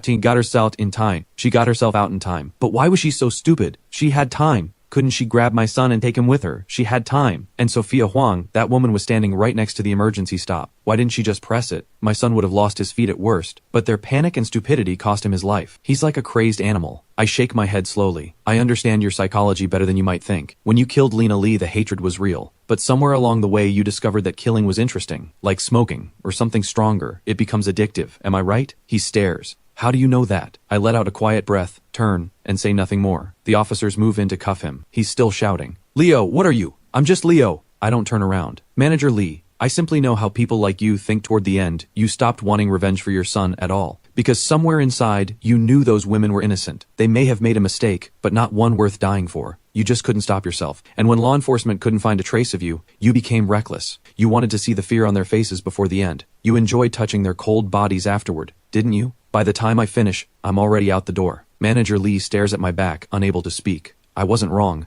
By the time he killed Sophia Huang, the hatred was already gone. He just hadn't expected killing to become a need. Manager Lee is dragged away with 2 broken legs and cuffs. I stand outside the room and call Dad. Has everything been arranged with the driver's family? All taken care of. They'll testify when the case goes to trial. Dad's voice is warm. I can tell he's genuinely happy. Oh, there's a press conference this evening. Come along. Not interested. The moment the case is closed, I'm no longer part of the system. I'm still a student.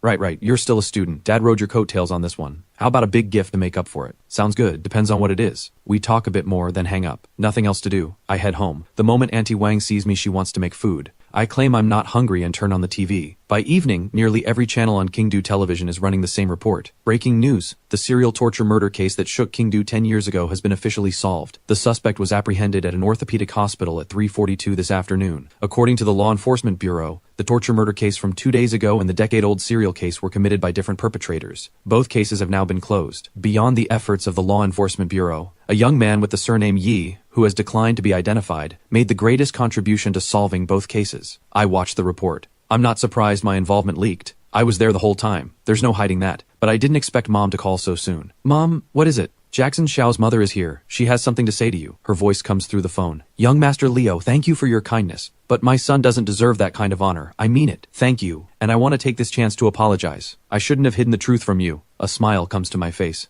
No need for any of that. No need at all. Leave him where he is. He made his choices. Then we'll do as you say. I don't do good deeds without reason. There are too many people in this world who truly need help. No point going out of my way for someone who may not have deserved it. The reason I made that promise in the first place was because I said it before we opened the coffin. Now that she's declined, I simply follow her lead. I set down the phone and go back to the television. Mom and Dad don't get home until nearly 10 at night. The moment they walk in, Mom calls me out of my room. Leo, your dad has a gift for you. I honestly didn't think Dad would actually follow through, so I looked genuinely surprised. Dad, you were serious about that? Dad laughs out loud. He claps me on the shoulder. What did you think? You should have seen Raymond Zhao's face when he came to my office. It was deeply satisfying. You did the most for this family and for the entire law enforcement system. A gift is non-negotiable. Let's see it then. Stop being mysterious. But after a moment, neither of them moves. There's no gift box on the table either. Mom smiles with pressed lips. Your dad is arranging for you to graduate from high school early. Next semester, you'll be enrolled directly into the Kingdo Police Academy. I go completely still. At first, hearing I don't have to finish senior year, I'm quietly pleased. Then I realize it's just a different school. Dad sees my expression and speaks up. The Kingdo Police Academy is the highest-ranked law enforcement institution in the country. Everyone who gets in has the talent to become an exceptional officer. When it was founded, your grandfather was its honorary principal. I graduated from there myself. Leo, the people there are genuinely interesting. Don't you want to find out for yourself? The top graduates, as long as nothing goes wrong, almost always end up in positions of authority. But more than a few people have said, the top students from the Kingdo Police Academy could just as easily have been criminal masterminds. If they ever turned to crime, they'd send the entire law enforcement system into chaos. Now that actually sounds interesting. In this world, I lack neither money nor power. I'm the one who gets to push others around. Nobody dares do the same to me. My days consist of eating, playing, and sleeping when I'm done. And honestly, it's gotten dull. So when the serial torture murder case surfaced, and when it became tied to the Yi family, I couldn't wait to get involved. And if the academy really is full of people that interesting, life is about to get a lot more entertaining. At least more than staring at textbooks in high school every day. Alright, I'll go. Mom practically lights up. Yes. Mom's going to start getting your things ready for next semester right now. I stare at her. Mom, next semester is still a month away. What's the rush? News of the serial torture murder case being solved continues to spread through every corner of Kingdo. The mysterious young man with the surname Yi takes on an almost mythical status in the rumors. A born genius of criminal investigation, a top student from some elite international law enforcement academy. I scroll through the comments and can't help grinning. But people are busy, the buzz fades fast. Half a month later, manager Lee and Vera Wang go to trial one after the other, and the story hits the news again. Another wave of attention. But my mind has already moved on. I've been browsing whatever I can find about the Kingdo Police Academy. Unfortunately, there's almost nothing online about it. It must be a deliberately protected institution. Before Dad mentioned it, I had no idea it even existed. Every summer, the academy sends invitations to carefully selected students. Beyond children of prominent families, it also includes kids from ordinary backgrounds. But the condition is the same across the board. They all have the potential to become exceptional officers or leaders in the system. As the new term approaches, I receive the Academy's invitation. Dad's policy: don't use the Yi family's name until the last possible moment. When the invitation arrives at the house, Dad can't stop smiling. Those old guys at the Academy still have their heads screwed on right. Our Leo cracked 2 major cases. If they didn't come knocking on their own, that would have been an outrage. With the whole family in happy anticipation, the new semester finally arrives. Mom packs bag after bag, clothes, daily essentials, backup supplies. I stare at the mountain of bags and feel a headache coming on. Mom, the academy is in Kingdo, half an hour from home. What is all this? I'm not moving to another country. Mom waves it off and points to each bag. This one is all clothes, this one is all shoes, and this bag, remember this one, it's full of medicine just in case. Oh, and here's a card. Mom will check the balance every so often. When it runs low, I'll top it up. I take the card with a helpless smile. How much is in it? Not much, just 100,000. My face twitches. Heaven help me. I'm a 17-year-old student with a 6-figure allowance. No limit, and it'll be refilled when it runs out. All right, I'll admit the family has businesses that keep the money flowing, but 100,000 for pocket money is genuinely excessive. I let out a quiet sigh. I tuck the card into my pocket without a word. Got it. I'll call you before it runs out. Mom's expression suddenly turns soft. She pulls me into a tight hug. Leo, take good care of yourself while you're there. Eat on time. Sleep on time. You hear me? I pick up my suitcase. I hear you. I'll definitely come back a few pounds heavier. I say it with a smile and head out the door, taking the car to the academy on my own. Every year, the academy sends highly specialized graduates across the country. For students who dream of a career in law enforcement, this place is sacred ground, a destination everyone chases. As the break ends, the academy slowly comes alive with noise and movement. Energy, ambition, and youth fill every corner. It feels like a place where nothing dark belongs. On the rooftop of Block B dormitory, 7th floor, no one has been up here in 2 months. Wind howls across the rooftop, rattling every piece of metal, sheets of corrugated iron clattering, bolts and pipes knocking against each other. The iron door at the top of the stairwell seals this place off completely from the floors below. No one has ever seen what's up here, only that there's a water tower. With the new term starting, the tower will begin its work again, storing and releasing water for students to shower and do laundry. But after more than 2 months without use, combined with a loose valve, there isn't a drop of water left inside the tower. Only small things, bumping and scraping against the metal walls. The sound is faint, but press your ear close enough, and you'd hear something squeaking. Almost certainly, there are rats inside that tower. I stand at the academy entrance. The gatehouse is dedicated, officers on duty. They stand perfectly straight, eyes sharp as hawks. No ordinary school looks like this. The academy has one notable feature: the students range widely in age. Some are 25, some are as young as 15. The older ones can't help feeling a little humbled here. The younger ones naturally carry an air of superiority. But it's still a full academic institution. Most of the curriculum is designed to serve the law enforcement system, but math, language, science, and the rest are all still required. I approach the entrance. A guard immediately extends an arm. Student, please present your enrollment notice. I pull it from my bag. Even on the first day, parents are not permitted inside. Any student who needs their parents to walk them in would never live it down. The officer checks everything, then waves me through. I smile and say thank you, then step through the gates. I find the admissions office and register my information. After working through all the formalities, I'm finally handed a room key. The conditions here are decent. 3 students per room, each with their own bed. I get to the room first. No roommates yet. I unpack and arrange everything on my own, then quietly scroll through my phone for a while. Before long, the door opens. A young man in his early 20s walks in. Close-cropped hair, shorter than me, but solidly built. He does a double take. Hey, are you in this room too?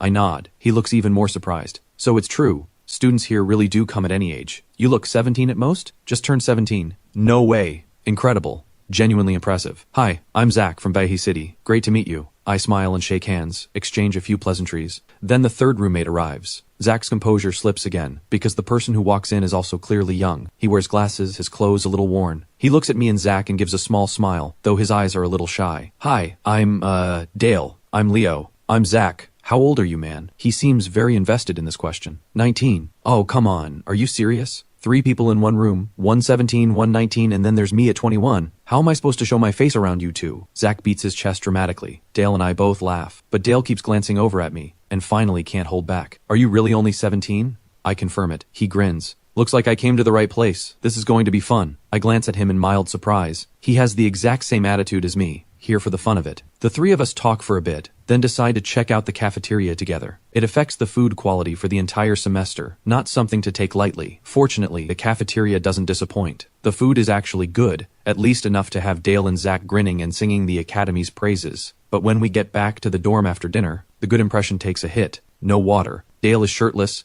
There's air conditioning, but he still feels sticky. After waiting a while, he says, "This won't do. Let's go ask the dorm supervisor downstairs when the water's coming back." Zach and I both agree. No shower in this heat. Genuinely miserable. The three of us head down only to find a crowd already bombarding the dorm supervisor. The supervisor grabs a megaphone over the noise. "Everyone calm down. I only just got back to campus this evening myself. I've already reported the issue. Looks like the rooftop water tower hasn't been used in too long and something's gone wrong. But it's too late now. The school says a maintenance worker will come fix it tomorrow. We have to wait until tomorrow. We're going to smell like salted fish by then." "Exactly. We need water. We need showers. Our roommate Wang Daming has the worst foot odor. If there's no water tonight, we'll all be suffocated by morning." Students keep shouting. The supervisor looks exhausted trying to manage them. Dale sighs. I say, "Let's just go back. We'll make do for tonight." Dale nods. "Guess that's all we can do." Then Zach speaks up out of nowhere. "It's just a water tower. Let's go up and fix it ourselves. I saw some tools for sale in the campus store. Come on, we buy the tools, go up to the roof, fix the tower, and give everyone in the building a proper shower tonight." "Let's do it," Zach says. "I've been sweating all day. I can't just sit around. If we can handle it ourselves, there's no point waiting until tomorrow." So the three of us buy the tools, and when no one is watching, we slip up to the top floor. But there's an iron door blocking the way, with a heavy padlock on it. Zach holds the wrench, shirt off, muscles showing. "Break it? We came all the way up here, why wouldn't we? If we leave it to the school, they'll make us wait until tomorrow no matter what." Zach jams the wrench into the lock loop. Click, and it pops open. He pushes open the cobweb-covered iron door. A gust of wind hits us in the face. Refreshing at first, but my nose catches something. I put my arm out and stop Zach and Dale. Something's off. I breathe in slowly. It's a smell of decay. Not overwhelming, but it's there. A moment later, Dale turns and looks at me. "There is something, probably a dead animal, could be a rat or a bird that fell up here." I give a small nod. "Let's just go fix the tower. It's unbearably hot up here. Let's move fast. If someone catches us, we'll get in trouble even if we're doing a good thing," Zach says, heading toward the tower. It's large, with a puddle of water around the base. Zach takes one look and shakes his head. "I thought it was something serious." "It's just the valve. Came loose when the water pressure hit it. Fell right off. With the opening exposed, there's not enough pressure to push water through the pipes." "Then let's get it back on. Water will flow in no time," Dale urges. Zach nods with a grin and reaches into the puddle to pick up the valve. But what he doesn't expect, lying right beside the valve, is a ring. "This can't be real gold, can it?" At those words, Dale and I both walk over. In Zach's hand is a ring. Looks like gold. Small, but with a single character engraved on it. "Someone must have dropped it up here by accident. We'll hand it in to the school later," Dale says quietly. Zach looks a little reluctant, but not actually thinking of keeping it. He pockets the ring and moves to screw the valve back on, when a sharp little head squeezes out of the opening, squeaking rapidly. Zach jumps back, disgusted. When did rats get into the water tower? That is disgusting. The water tower supplies the entire dormitory block. The thought of rats in there makes the stomach turn. But as Dale and I step closer, that same smell of decay hits us through the fist-sized valve opening. If it were just rats, why would the smell be that strong? Dale says in disbelief. Something pulls at me. I need to climb that ladder. I pull open the hatch at the top and shine my phone flashlight inside. Lying at the bottom is a body. The stench hits me full force. Zach and Dale below notice the change in my expression and ask in unison what's wrong. "Come up and see for yourselves." I climb down. Dale goes up first. He shines his phone into the dark. When he sees the motionless body inside, surprise flashes across his face, but almost immediately his left hand moves to his chin,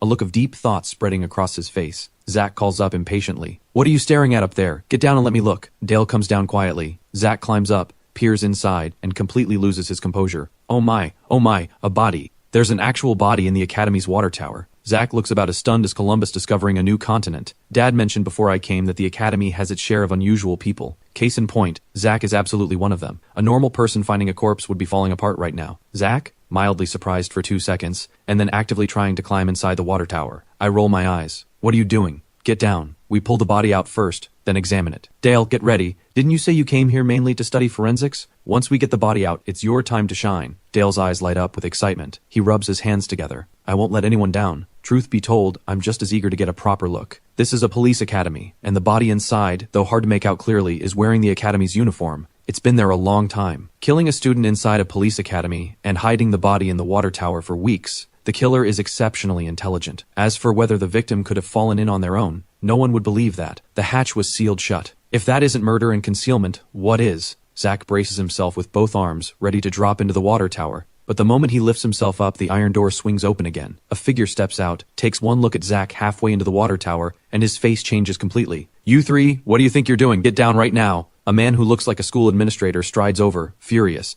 "It's dark outside. Why aren't you in your rooms? What are you doing on the roof?" Zack explains with a pout. "There's no water in the dorms. The supervisor said it wouldn't get fixed until tomorrow. Turns out it's just the valve. Fell off. Small fix. We were handling it ourselves." The man's expression softens slightly. "If the school said tomorrow, then as students you follow that. But seeing as you meant well, I won't make an issue of it today. The maintenance workers are already here. You three go back to your rooms." "What? My word not good enough. I'm Director Grant Wang, head of school operations. I'm ordering you to leave immediately." I speak up. "Director Wang, there's a body in the water tower." Grant Wang stops. "There's a what?" "A body in the water tower, yes. As the first witnesses to discover the victim, none of us can leave this scene right now. So, Director Wang, the immediate priority is to remove the body from the tower, confirm the victim's identity, and conduct a thorough examination of the scene. Then we proceed to find the killer." I say it all calmly. Zack and Dale are barely holding back smiles. Grant Wang's face shifts. He turns to the maintenance workers. "Gentlemen, please hold on a moment." He climbs the ladder and looks inside. Then he picks up his phone. "Security, send people to Block B rooftop immediately. A body has been found in the water tower." He makes another call. "Principal Sue, it's Grant Wang. A male body has been found on the rooftop of Block B. The victim is wearing our school uniform. This is an extremely serious matter. I need you here immediately. The school moves fast. Security first, then the principal." This man isn't just an ordinary administrator, but I'm more focused on the body. Zack and Dale are both fixed on it too. Zack leans in and whispers, "Leo, what kind of person do you think could do this? Kill someone inside the academy without leaving a single trace?" Dale pushes up his glasses. "And judging by the state of decomposition, combined with the timing of the break ending, do you think the victim might have been killed last semester?" I smile. "How would I know? But we can ask to be involved in the investigation. We are the witnesses, after all. And the fact that we found this on our very first day, doesn't that mean something?" They both look at me. I lower my voice. "It means the victim didn't trust anyone, except us three." Zack and Dale both roll their eyes at the same time. "As future officers, we should be atheists. When you're gone, you're gone. Our job is to find the facts. What does the dead person have to do with it? No, some things are meant to happen." I leave it at that. Security arrives quickly and efficiently removes the body from the tower. The corpse is badly decomposed, organs exposed, face completely unrecognizable from animal activity. Zack goes pale. He mutters under his breath, "This poor guy, dying like that. You think he'll come back as a ghost?" Dale swallows, but his eyes behind those glasses are absolutely gleaming. "I can't help it, guys. I have this overwhelming urge to examine that body. Look at the state of it. For a forensic student, this is an absolute goldmine." I don't respond. I walk straight toward the body. Grant Wang moves to stop me, then stops himself. He wants to see what we find. Dale crouches to examine the body. Zack checks the surrounding area. I observe quietly. Before long, Dale looks up. "Cause of death. Blunt force trauma to the skull. This is not the primary crime scene. The body was moved here after death. Time of death is hard to determine, with rain and sun alternating. Whenever it rained, the body would have been submerged. When the sun came out, everything would dry out again." Zack comes back, holding out the ring. "No sign of the primary crime scene on the rooftop, but based on this, the victim or the killer has the character Ash in their name." I shake my head. "No, the time of death is actually straightforward. It had to be in the last few days of the semester before the break. And the killer, almost certainly a graduating student from last semester. One of the best in every way. After the break begins, the campus goes into full lockdown. Only essential staff are permitted, no students. And the body has been decomposing for a long time. There's no way this happened in the past few days. So it had to be those final days of the semester." Dale's eyes go wide. "Of course. How did I miss that?" A flash of surprise crosses Grant Wang's face. He looks at me. "What's your name?" My eyes stay on the body. "Leo Yi." His gaze sharpens. Like something just clicked. I don't acknowledge it. I reach down and open the victim's clothing, then pull down the trousers. Everyone freezes. Zack lets out a strangled sound. "Where is his—" "Eaten by the rats." I give him a look, then stand. This is almost certainly a revenge killing. And the mutilation after death, almost always a crime of passion. The words barely leave my mouth when a voice comes from behind. "True to the Yi name, looks like in 3 or 4 years the Academy will be sending another rising star into the world of criminal investigation. The speaker is Principal Sullivan Sue." The moment he appears, Grant Wang rushes over. "Principal Sue, you're here." Sullivan Sue waves it off. He walks to the body, takes one look, and sighs. "You three said this is a revenge killing, that the name contains the character for Ash, and that the victim is most likely a graduate from last semester. Grant Wang, which graduates from last semester had that character in their name?" "Principal Sue, I've seen this ring before. Ash Yang used to wear one exactly like it." Grant Wang says it carefully. Sullivan Sue's expression changes completely. "Say that again?" "He is Ash Yang." I look over. Even the principal is this shaken. This Ash Yang must have been someone extraordinary. "No way. Ash Yang?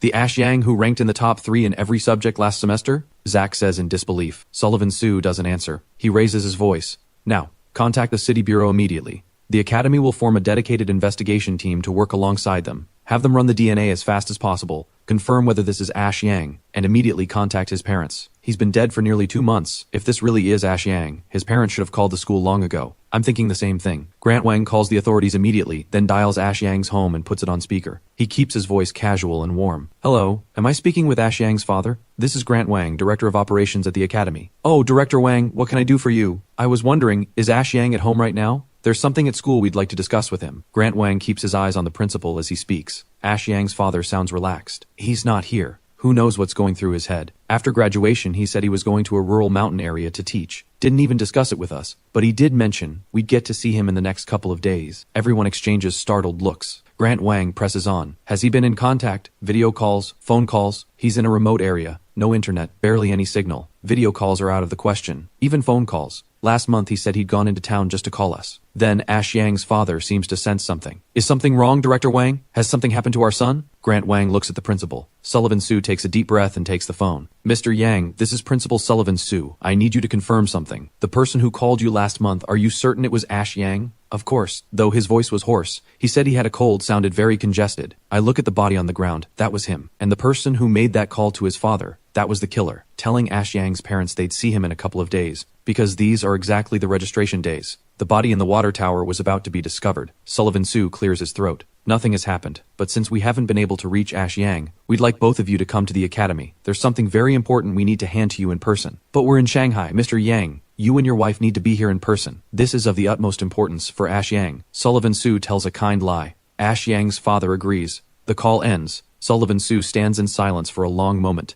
Zach and Dale can't hold back. Principal, we're new students this year. Let us be part of the investigation team. We'll find the killer, we promise. Are you willing to tattles on me? Leo, are you willing to take part? If you are, I'll let you choose whoever you want for the team. I understand. He almost certainly knows about the cases I've solved, and I'm genuinely curious about this killer. What kind of person could silently eliminate the best student from last year's graduating class, and then impersonate him for 2 full months? Alright, the 3 of us. But I don't want too much interference from the Bureau. That means complicated procedures and wasted time. The school handles the formalities. The real authority stays with us. The academy has all the equipment we need, doesn't it? I lay out my terms. Grant Wang starts to push back, but Sullivan Su cuts him off with a smile. Done. I'm putting you 3 in charge. I'll handle the Bureau myself. But, Leo, you understand this case can't drag on. Naturally. Good. Security. Take the body to the forensics lab. Have them run the DNA confirmation. On Sullivan Su's word, the security team wraps the body and carries it away. The 3 of us stand around the body in the forensics lab. Until the DNA results come back, nothing can be confirmed. The ring alone isn't enough to make a positive ID. Dale examines carefully. I observe from the side. Zach, meanwhile, keeps staring at the victim's lower half. Every so often he says something. Leo, do you think he was seeing 2 people at once, and one of them snapped and killed him, then did that to him afterward? He seems fairly convinced of this theory. When neither Dale nor I respond,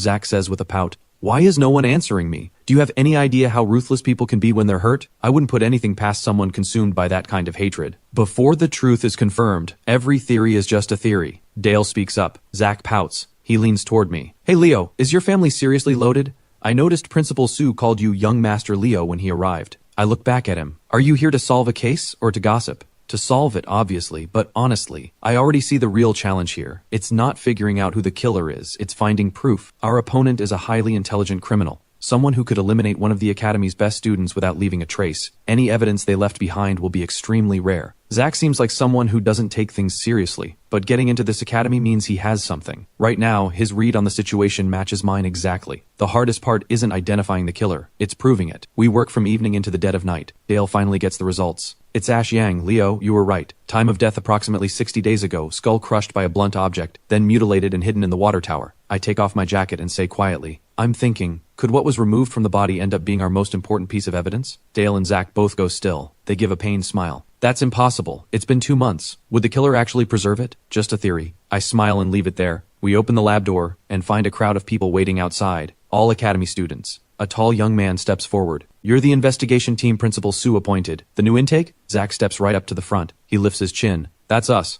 I'm Mason Wang, 2nd year. You're senior. My team is requesting to join you. Share what you know about the case, so we can solve it faster. His tone sounds reasonable on the surface, but it's an order wrapped in politeness. Zach's expression darkens. Dale pulls the folder close to his chest. Mason Wang sees our silence and continues. Listen, this is the first murder in the Academy's history. The outside world already knows. It's everywhere. For the sake of the school's reputation, know your limits. Don't let this drag on and make things worse. Ridiculous. Who says we can't solve it? Zach fires back. I say you can't, and I mean it. The only reason I'm offering to join is out of respect for Principal Su. Otherwise, I'd be calling for your team to be dissolved. Mason Wang's eyes fill with anger. The guys behind him chime in. We'll give you credit when the case is solved, but you just arrived. You probably don't even know the basic procedures. So agree now. You'll learn from us. Zach's fists tighten. Get lost. The only people who can teach me are professors. Who do you think you are, lecturing us? Mason Wang's eyes go cold. I'm giving you a chance. You sure you're turning it down? One application from us and your team gets dissolved. Zach and Dale can both tell Mason Wang isn't someone ordinary. I hate this kind of thing. I quietly pull Zach behind me and face Mason Wang. Last warning. Move. Mason Wang laughs out loud. I heard this intake has a bunch of so-called geniuses. 17, 18 years old.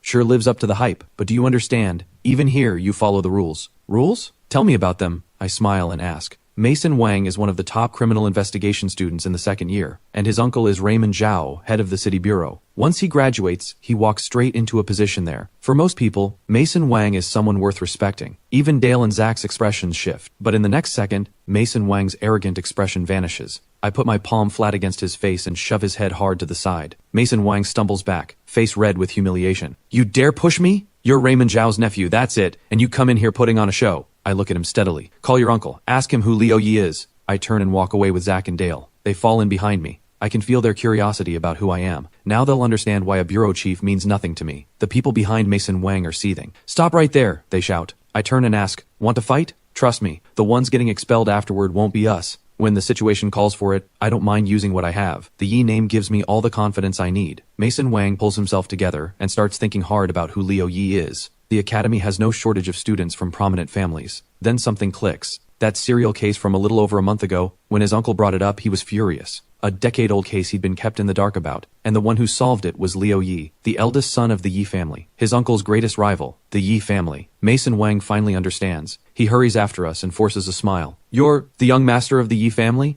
I glance at him. No answer. I just say to Zach and Dale, let's go. We walk away without looking back. Mason Wang stands there, expression dark, ears burning red. Someone beside him mutters, Mason Wang, are we really just letting them go? Solving this case would count for a lot. Mason Wang turns on them with a glare. Don't say I didn't warn you. From now on, when you see Liu Yi, walk the other way. He's the eldest son of a 3-generation military and law enforcement dynasty in Qingdu. Don't touch that. Everyone goes quiet. We head to the principal's office in the early hours of the morning. Sullivan Su hasn't slept. He stands as we enter. What's the result? Confirmed. The victim is Ash Yang. Time of death approximately 2 months ago. Now we need his social records from that period to narrow down the suspects. Sullivan Su nods and pulls a folder from his drawer. Already prepared. Don't stay up too late. We take the files back to the dorm. Sullivan Su's notes are thorough, covering Ash Yang's roommates, classmates, everyone. Zach reads for a bit and gets a headache. Dale is about the same. Give him a body to examine and he'll go all night. But anything else, and he's yawning within minutes. I sit alone at the desk and go through everything. I focus on Ash Yang's 2 roommates, and his girlfriend, Jess Guo, now a junior officer at the West District Police Station. I close the file and write down 3 names. Jess Guo, Warren Zhu,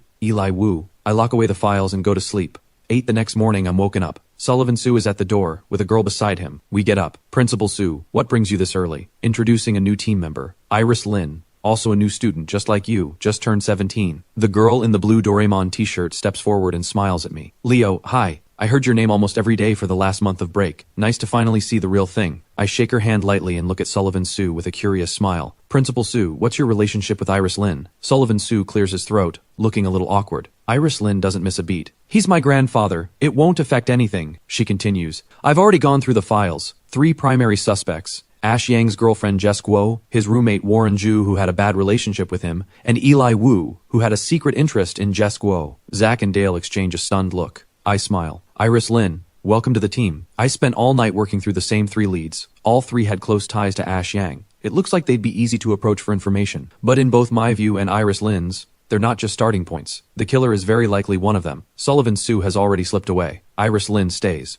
She glances around the room. It's light out. What's the move? I smile and lay it out. Zach, go with an officer and find Eli Wu. Dale, go find Warren Zhu. Iris Lin, you're with me. We go see Jess Guo. That's probably what Principal Su would most want. Sounds good, Iris Lin says with a small smile. We wash up quickly and leave the dorm together. On the way down, more than a few male students do double takes at Iris Lin. Nobody pays them any mind. At the school gate, Iris Lin and I hail a cab and settle into a coffee shop near the West District Station. I call Jess Guo. Officer Guo, I'm Liu Yi from the police academy. You've likely already heard about the murder. I need to verify a few things with you. Jess Guo on the other end doesn't sound surprised. She says fine and hangs up. Iris Lin stirs her coffee. Leo, why hasn't Jess Guo contacted the school on her own? How suspicious do you think she is? I pause. By any normal logic, she's the top suspect. Her boyfriend is dead, and she's still going to work. But do you know why I sent Zach and Dale after the other two? Iris Lin furrows her brow and shakes her head. Simple. I ruled Jess Guo out last night. Whoever swung that blunt object and killed Ash Yang, it wasn't her. Iris Lin looks even more puzzled. In her assessment, Jess Guo is still the most likely suspect. Then Jess Guo appears at the coffee shop entrance. She's here, I say quietly. She walks in, takes off her officer's cap to reveal a sharp, close-cropped hairstyle. She doesn't look well, but she manages a small smile. Hi, I'm Jess Guo. Officer Guo, please sit. After she does, a server sets down a black coffee. She looks at the cup and says with a bitter smile, You even know I drink it black. What don't you know about me? Or maybe you're wondering, am I the most likely killer? I told Iris Lin before you arrived that you're definitely not the killer, I say quietly. Jess Guo stares at me, frozen. Why? I had the most access to him. I had the most reason to. Why rule me out? She clenches her jaw. From everything I've seen, your relationship was solid. Ash Yang only ever had you, and the killer is male. Unless you can produce a convincing male voice, I don't believe it was you. Iris Lin frowns beside me. As a criminal investigation student, ruling out a suspect so definitively doesn't sit right with her. But what surprises her even more, Jess Guo's tears start falling. No, even if I didn't kill him, he died because of me. Leo, I've heard of you. I never expected you'd be the one coming to find me. With your mind, you shouldn't be wasting time on me. I narrow my eyes and ask almost without hesitation. So you also think the killer is Warren Zhu or Eli Wu? Iris Lin follows up. Has Eli Wu always had feelings for you in secret? The bitterness on Jess Guo's face deepens. What if I told you both Warren Zhu and Eli Wu have been pursuing me? Of course we believe you. You carry yourself with the strength of an officer, and you're still striking at the same time. And you were one of the top students from last year's graduating class. Yes, last year had many outstanding students. Ash Yang, Li Huan, Zhao Yurui, even the talented Warren Zhu was only second tier by comparison. But there's something neither of us expected. Ash Yang wasn't the only one who disappeared this summer. Iris Lin and I both shift expressions at the same time. Jess Guo pulls out her phone. It shows call logs to Ash Yang, Warren Zhu, and Eli Wu, over 100 calls to each. That means Ash Yang wasn't the only one who went missing this summer. Warren Zhu and Eli Wu have also vanished. I call Zach immediately. Did you find Warren Zhu?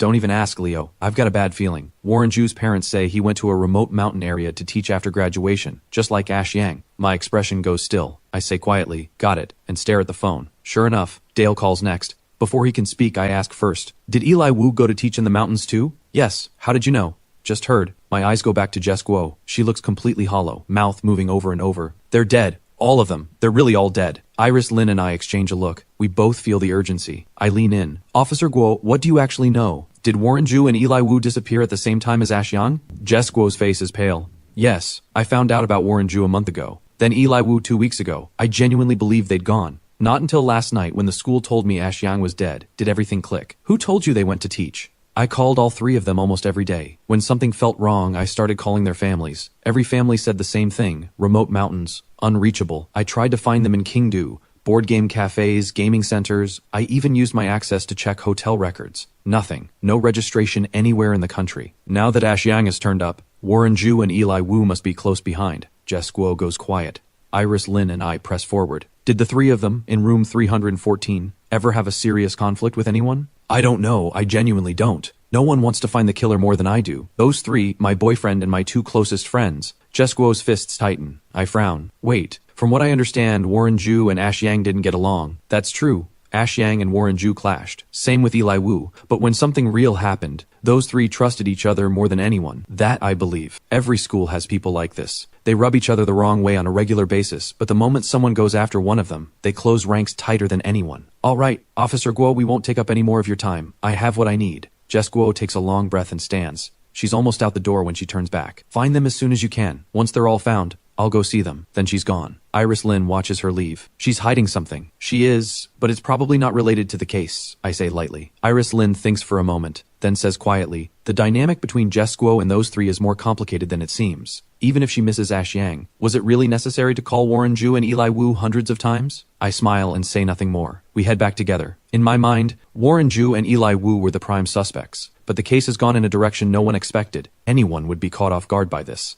In the car, Iris Lin's expression is serious. I glance at her. What's wrong? Feeling thrown off? Not quite. I'm just thinking, what kind of person could take out three exceptional students like that? And where are Warren Zhu and Eli Wu's bodies? I don't pause. At the school. Iris Lin looks up. The school has people everywhere right now. After Ash Yang, the administration launched a full sweep. If their bodies were there, they should have been found by now. What do you think? Besides the water tower, where else on campus could a body be hidden? Iris Lynn furrows her brow, turns it over and over, and can't come up with anything. The car goes quiet. Then, both Iris Lynn's phone and mine receive a notification from the school's official account. Today is the second day of the new semester. It is also the Academy's annual tree planting day. All students are asked to plant their tree on the back hill before 6 this evening. Tree planting is a school tradition. Every new student plants a sapling on the back hill. 4 years later, the trees have grown, and so have they, from students into officers who can hold their own. Iris Lynn stares at the notification. She looks pained. Who has the heart to plant a tree right now? Then she stops mid-sentence and snaps her eyes to me. But I'm already shouting at the driver. Step on it. We need to reach the back hill of the police academy in 10 minutes. The cab pulls up to the academy's back gate quickly. As Iris Lynn and I get out, we see students gathering in the back courtyard. Despite the murder,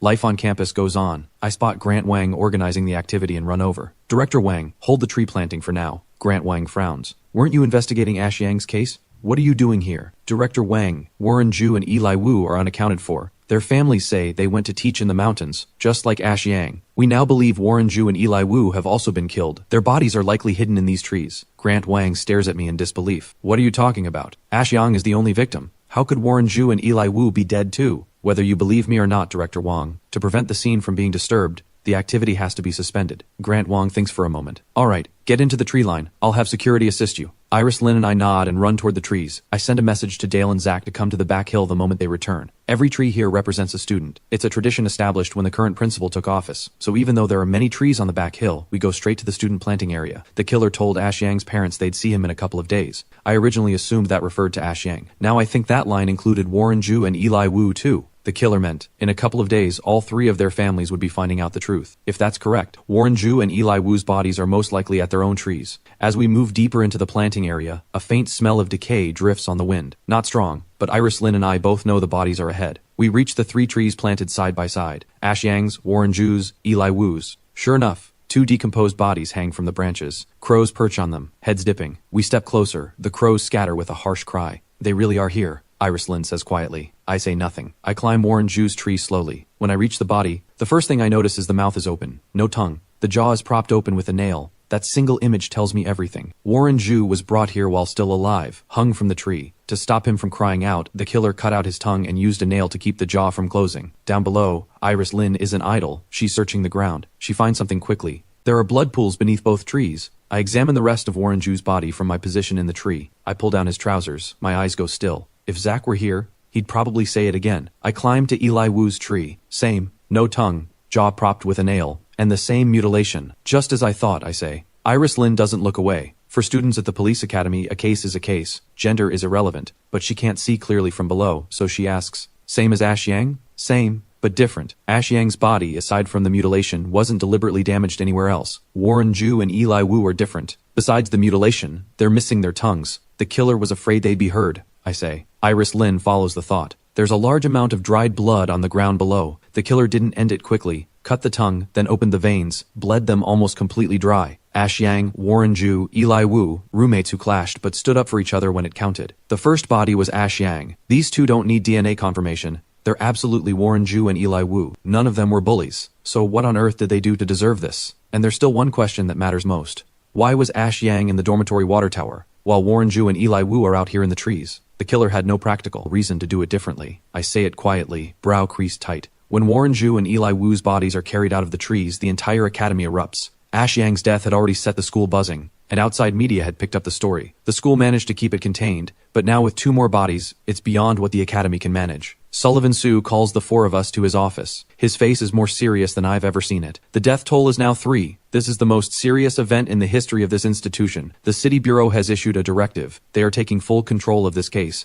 The academy will cooperate fully, and I will be submitting my resignation to the board today. Dale and Zach look horrified. Principal Sue, what does this have to do with you? This is a major criminal case that occurred under my watch. He is the highest authority in this school. There's no other way. I sigh too. Iris Lynn's face is full of resistance, but she doesn't want to make things harder for her grandfather. Grandpa, don't worry. Even without direct investigative authority, we will find the killer. Sullivan Sue's eyes move across each of us. He smiles. I believe in you. A case at this school, solved by students of this school. That's how you restore the name. That's the best thing you can do for the victims. Go. Keep going. Heather's office. Iris Lynn's eyes are red. Don't be upset. Principal Sue might still come back, I say quietly. Iris Lynn bites her lip. Everything has moved so fast these past 2 days, faster than any of us were ready for, and now we've even lost direct investigative authority. Leo, tell me what we do now. Right now, we have only a few confirmed leads. The calls made to all 3 families came from the same voice, which means the suspect is likely male. Second, don't change the direction. This case is still deeply tied to emotional motive. Third, and most importantly, we have to understand why Ash Yang was hidden in the water tower, while Warren Ju and Eli Wu were left in the trees.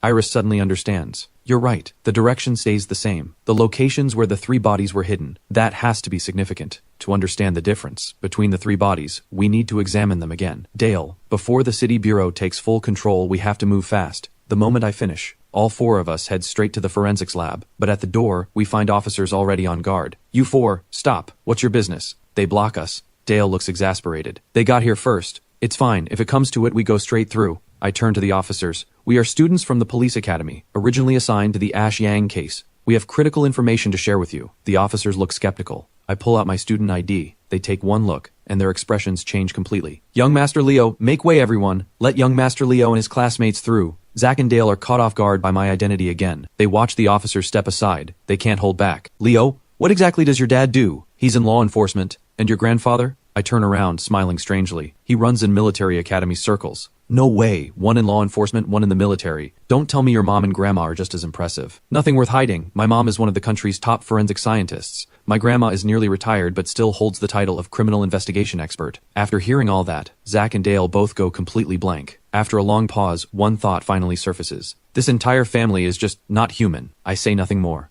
I push open the lab door and walk in. The moment I'm inside, I see a familiar figure bent over the 3 bodies. A smile pulls at my lips before I can stop it. Dale stares open-mouthed, then grabs Zack's arm. Oh my, I'm seeing my idol. Zack, pinch me. Am I dreaming? Zack smacks him on the back of the head. What is wrong with you? There's no celebrity here. It's just a woman doing an autopsy. You idiot. Look at who's doing the autopsy. She's a legend in forensics, one of the top forensic professors in the country. Before Dale can finish, I walk up beside the woman and call out with a grin. Mom, you're here and you didn't warn me? I genuinely didn't expect Mom to be with the Bureau's forensic team. She looks at me. Surprised? Unexpected? Very surprised, very unexpected. But now that I think about it, I should have seen it coming. The Academy's founding honorary principal is Grandpa. Dad graduated from here, and I'm the lead investigator on this case. Of course you'd show up. Mom laughs and walks over. Always the sharp one. I thought I'd have to wait until a holiday to see you. Never imagined something this big would happen. While we talk, Dale finally can't hold himself back. He steps forward, practically glowing with admiration. Professor Sue, I'm Dale, Leo's classmate, forensic student.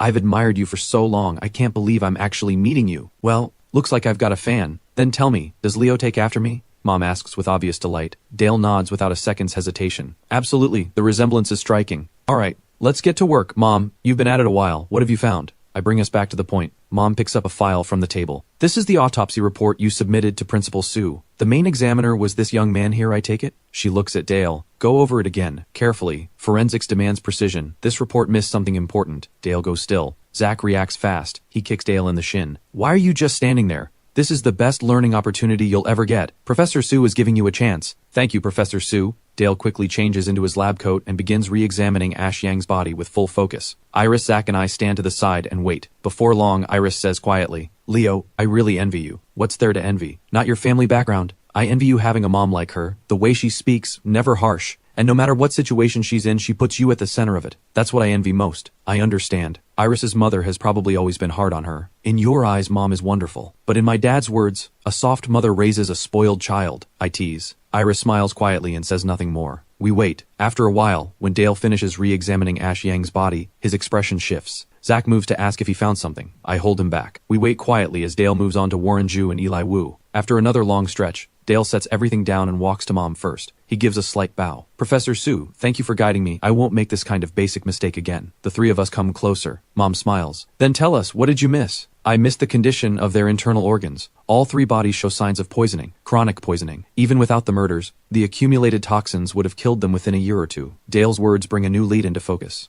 Before they were murdered, all 3 had been slowly poisoned over an extended period. What kind of poison? I ask. All 3 had high levels of chloramphenicol. It's an antibiotic, typically used to treat typhoid. But with prolonged exposure, it destroys the digestive system, nervous system, blood-forming organs, and liver. In other words, if they'd kept being exposed, their bodies would have deteriorated until death. Iris's expression fills with shock. Students all eat at the cafeteria. There's no other common source. The water supply is also possible, Zack says. I shake my head. Not the water. Only the 3 men in room 314 were poisoned. If it's the cafeteria, why did no one else show any symptoms? Zach asks. That's exactly what we need to find out. Start with the cafeteria. Question everyone, especially anything unusual about how Ash Yang's group ate compared to other students. Then what are we waiting for? Let's get to the cafeteria before the officers do. Zach pushes, but I don't move. I think for a moment. If someone was already poisoning them, why bother with the killing? The person who poisoned them may not be the real killer. My words land like a bucket of cold water on everyone. Right, even if we find the poisoner, that doesn't prove they're the one who actually killed them. Mom stays behind in the lab. Dale is reluctant to leave. He wants to soak up everything he can. I let him stay. Mom's reputation is what it is. Every forensic student would jump at the chance to learn from her. Zach, for reasons unknown,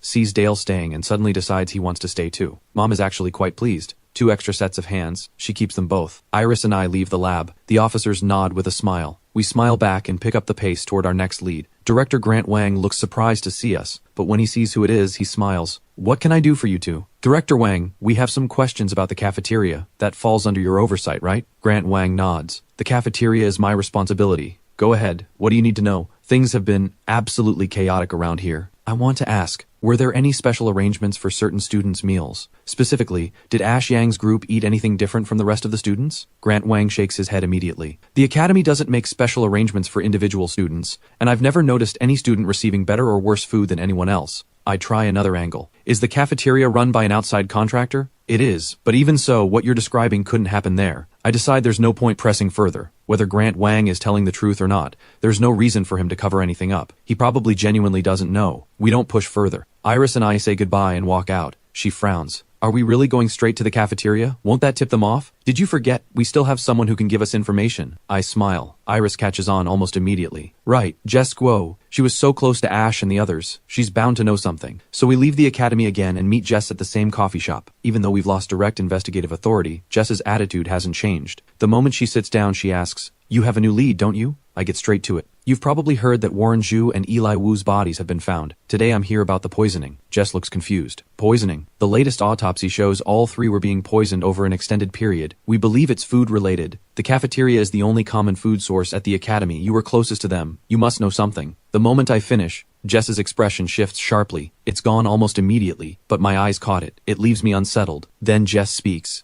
Are you certain the cafeteria is the only possibility? Iris and I both nod. If that's the case, there's only one person who could have done it. A young cafeteria worker, Frank, early 20s. He's a cousin of the contractor who runs the cafeteria. Young as he is, he has a calculating streak. Every time he was on serving duty, the portions were noticeably small. Ash Yang got into an argument with him over it. Warren Zhu and Eli Wu couldn't let it go either. They cornered him and beat him up. After that, every time Frank saw them, he was unusually friendly, always slipping them extra dishes he'd set aside. At first, Ash and the others didn't trust it, but gradually they got used to it. For a while, Frank was actually on quite good terms with them. Jess finishes. I smile. You always have so much more to offer. Almost certainly, the poisoner is Frank. All right, Jess, we won't keep you. We need to get back. Jess nods. She's about to leave, but she stops again. I called her back. Jess, did you often eat with Ash and the others? I ask without warning. She turns. Her face is calm. Often, but not every day. Don't worry. I'll go get myself checked tomorrow. Take care of yourself. I smile. Jess leaves.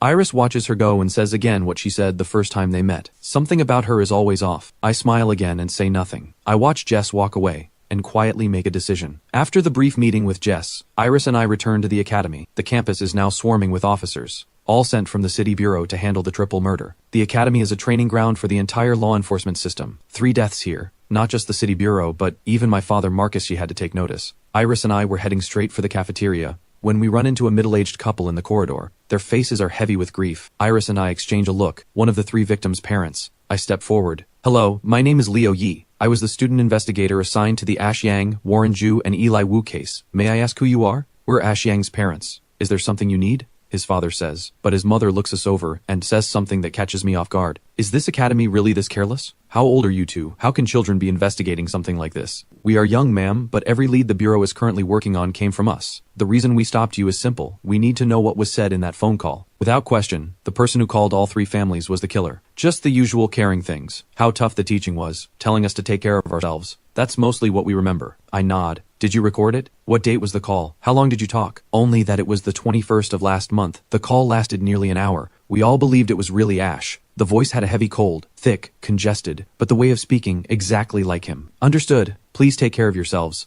I don't press Ash's parents further, we leave quietly. Iris glances at me. Cafeteria now? Not yet, let's talk to Warren Ju's and Eli Wu's parents first. We track them down. All three families are temporarily staying in the school's guest rooms. In terms of background, Ash Yang's family is the wealthiest. His father is a successful businessman worth over 100 million. The most humble background belongs to Warren Ju, a simple farming family, honest and plain. Iris and I ask the same questions of each family, any recordings, how long the call lasted, and the exact date. Every answer is the same. The call came on the 21st of last month. The voice was male, heavy with a cold, thick, congested, minimum call length half an hour. Looks like we're getting close to the real killer, aren't we? As we step out of Eli Wu's parents' room, Iris finally lets herself smile. Should be soon. Now it's about finding the proof. I smile softly too. Then Zach and Dale come sprinting toward us. Leo, Iris, the officers just arrested a cafeteria worker. Intentional homicide. They're about to take him to the bureau. They're both out of breath. My brow furrows immediately. Who leaked the information? Mom would never. From the moment we found out about the poisoning, she would have kept it contained. Apparently it was Director Wang. After you two asked him about the cafeteria, he went straight to the officers. Apparently when they heard it was you asking about the cafeteria, they launched an immediate investigation into cafeteria staff. I can't help a cold laugh. Raymond Zhao's people, always quick to jump at any opportunity. I was interested in Frank, but if they've taken him, let them have him. Don't blame me when it blows up in their faces.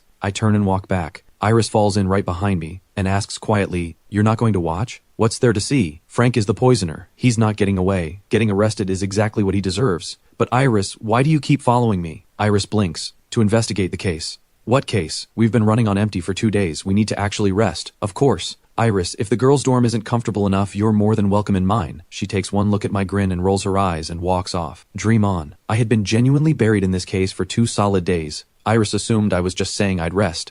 What she didn't expect, I actually sleep straight through until dark. Iris had stopped by at some point and already left the boys' dorm. I stretch lazily and notice something on the desk. I look closer. A note. Saw you hadn't eaten. Got you something. Don't thank me. The handwriting is neat and delicate. Clearly a girl's. I smile, open the box. Still warm. I eat happily. A full stomach for a full night's work. Outside it's completely dark. Zach and Dale are both out. I leave alone. I leave the academy and flag down a cab at the gate. I give the driver an address. Phoenix residence. When we arrive, I move as if I've been here before, straight to building 3, all the way up to the 12th floor. I knock at one of the doors. No answer. I pull something from my pocket. 2 or 3 seconds. The door opens. I step inside. The air carries a faint sweetness. Everything arranged the way a woman would. No one would expect me to be at Jess Guo's apartment on a night like this. The place looks unremarkable at first, but I'm not in a hurry. Something about meeting Jess during the day has left me unsettled in ways I can't quite name. In my original assessment, Jess was the least likely suspect, but least likely doesn't mean 0. I never fully remove anyone connected to a case from the suspect list.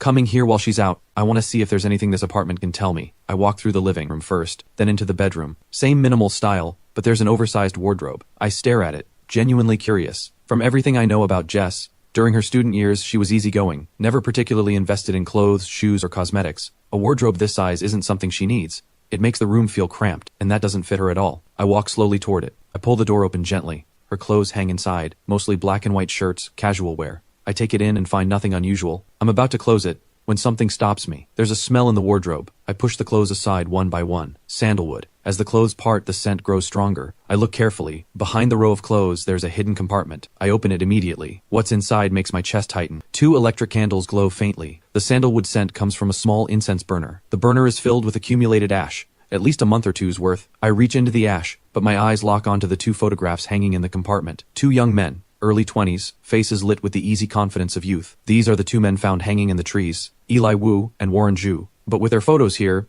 why is Ash Yang missing? This is Jess Guo's home. If she's mourning someone, Ash Yang should be the first one she'd mourn. So why are only Warren Ju and Eli Wu here? Do friends really light incense for each other every day like this? I'm not dismissing friendship, but this kind of daily ritual for friends is almost unheard of. I feel as though I've just lifted a second layer from this case. I've been treating Ash Yang, Warren Ju, and Eli Wu as one unit this entire time, and only when Warren and Eli's bodies were found did the idea of separating them first cross my mind. But that was just a thought. I hadn't acted on it. Now, standing here looking at who Jess chose to mourn, I realize I finally met my match. The case of Ash Yang must be separated from the case of Warren Ju and Eli Wu. If I keep treating these 3 deaths as one case, I may never find the truth. I stare at the 2 photographs in the hidden compartment, thinking, as Ash Yang's girlfriend, why hasn't Jess mourned him? Is Ash Yang not dead? That's impossible. The autopsy confirmed it was Ash. He's dead. The body was barely recognizable. Could it be that whoever killed Warren Ju and Eli Wu, and whoever killed Ash Yang, are 2 different people? Jess Guo, congratulations. You're back at the top of the list. I close the hidden compartment gently and arrange the clothes exactly as they were. Once I'm certain nothing looks disturbed, I check the time. Almost 9. Jess is probably almost off work. I check the apartment carefully for any surveillance devices. Finding none, I open the door and leave. About 15 minutes later, Jess comes home. She turns on the lights, takes off her uniform, opens the wardrobe, and parts the clothes. She lights the sandalwood incense. Thin smoke curls upward. Jess stands perfectly still. No words, no movement. No one knows she does this every single day. An hour later, she gives the photographs a small bow and says goodnight. The night passes as if nothing happened. On my way back to the academy, Dale calls. Leo, where are you? The room is empty. It was stuffy at school. I went for a walk. What's up? Professor Sue and I did a deeper examination of all 3 bodies. New findings. Get back here. I tell the driver to hurry and head straight to the lab. Dale is visibly excited. You were right. Ash Yang's time of death is different from Warren Ju's and Eli Wu's. Warren and Eli died first. Ash Yang was last. Of course. Can you determine the gap? Exact figures are difficult, but the difference in death times is within 5 days. Mom adds to that. I nod and glance around the lab. Where's Iris? She hasn't come by. I just called her. She's apparently out somewhere too. I don't ask further. I pull Mom aside. Mom, you're a woman. Help me understand something about another woman. Her boyfriend dies, and she doesn't mourn him, but she mourns his 2 close friends. Why? Mom's brow furrows. You're saying Jess hasn't been mourning Ash Yang, but she has been mourning Warren Ju and Eli Wu? Yes, Mom. You understand a woman's mind better than I do. Mom lowers her head and thinks. The longer she thinks, the more she shakes her head. It's only been 3 days since she found out Ash was dead. Shouldn't she still be in grief? Why would she be thinking about ritual mourning? She's been doing it for 1 to 2 months. Mom's expression shifts completely. 1 to 2 months of mourning. If she's been doing that, doesn't that make her the prime suspect? Yes, but the caller was male. Jess was one of the top students from last year's graduating class.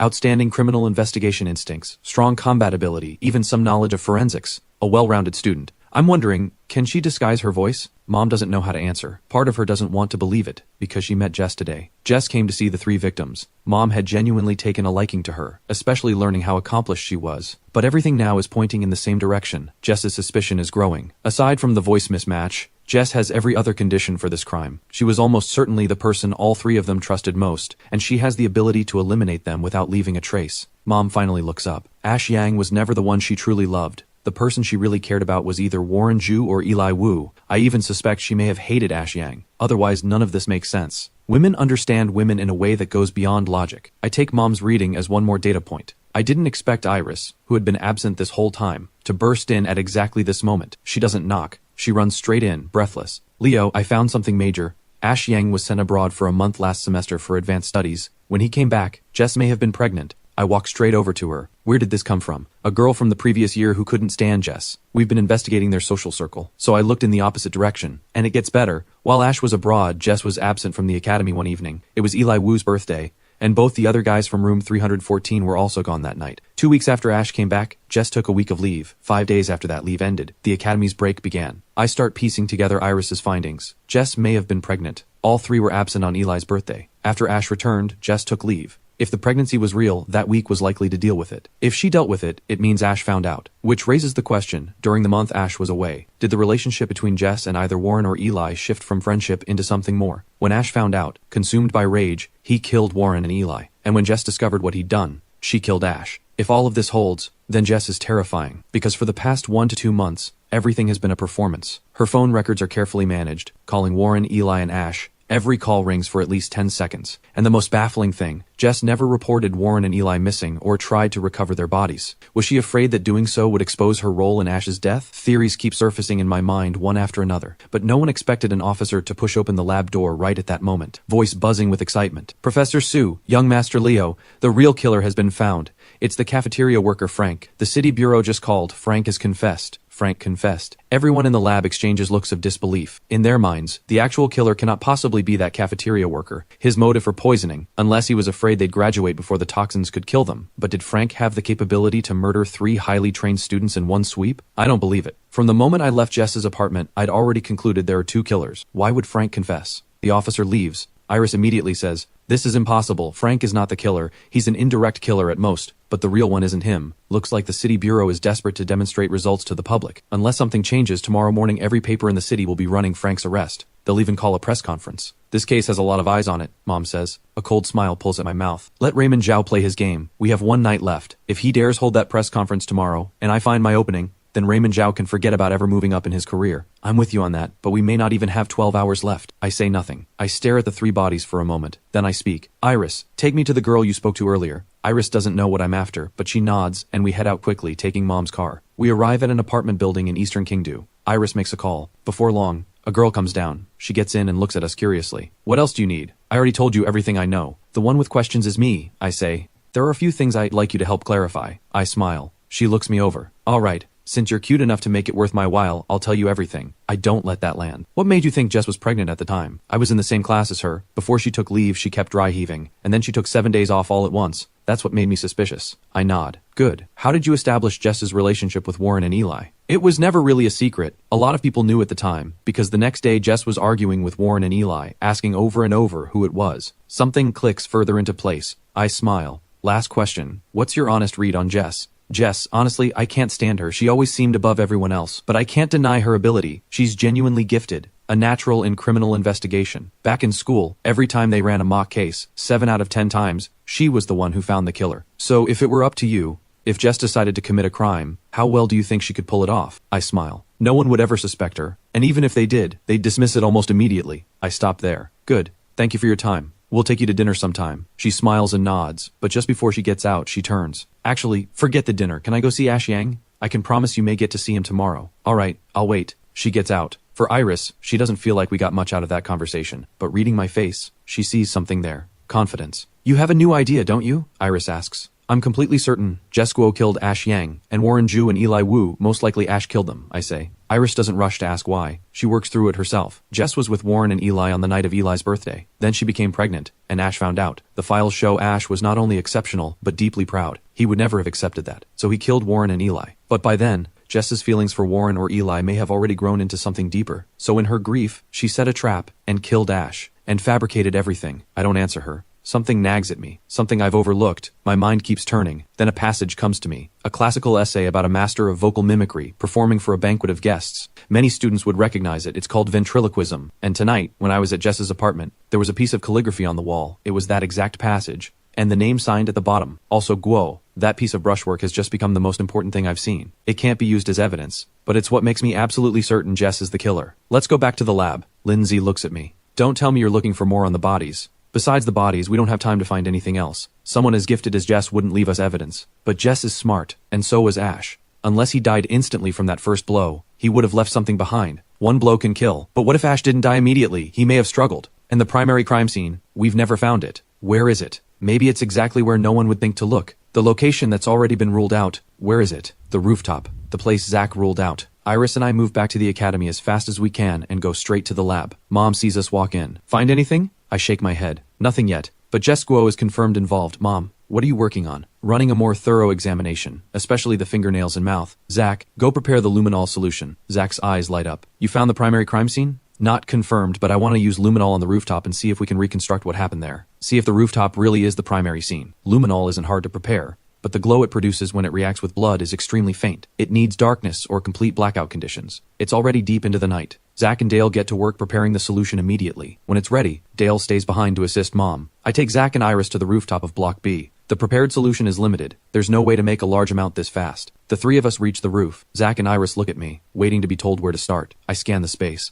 Jess has combat ability, but physically carrying a body into the water tower seems unlikely. If she wanted Ash to die without any chance to react, right past this iron door is the best place to do it. Zach, spray the luminol in a straight line from the iron door to the water tower. Zach nods and begins spraying slowly along the line I indicated. As long as blood was ever on this surface, no matter how thoroughly cleaned, no matter how long ago, it will show. The solution creeps toward the water tower. Zach hasn't even reached it yet when the ground begins to glow with faint blue-white light.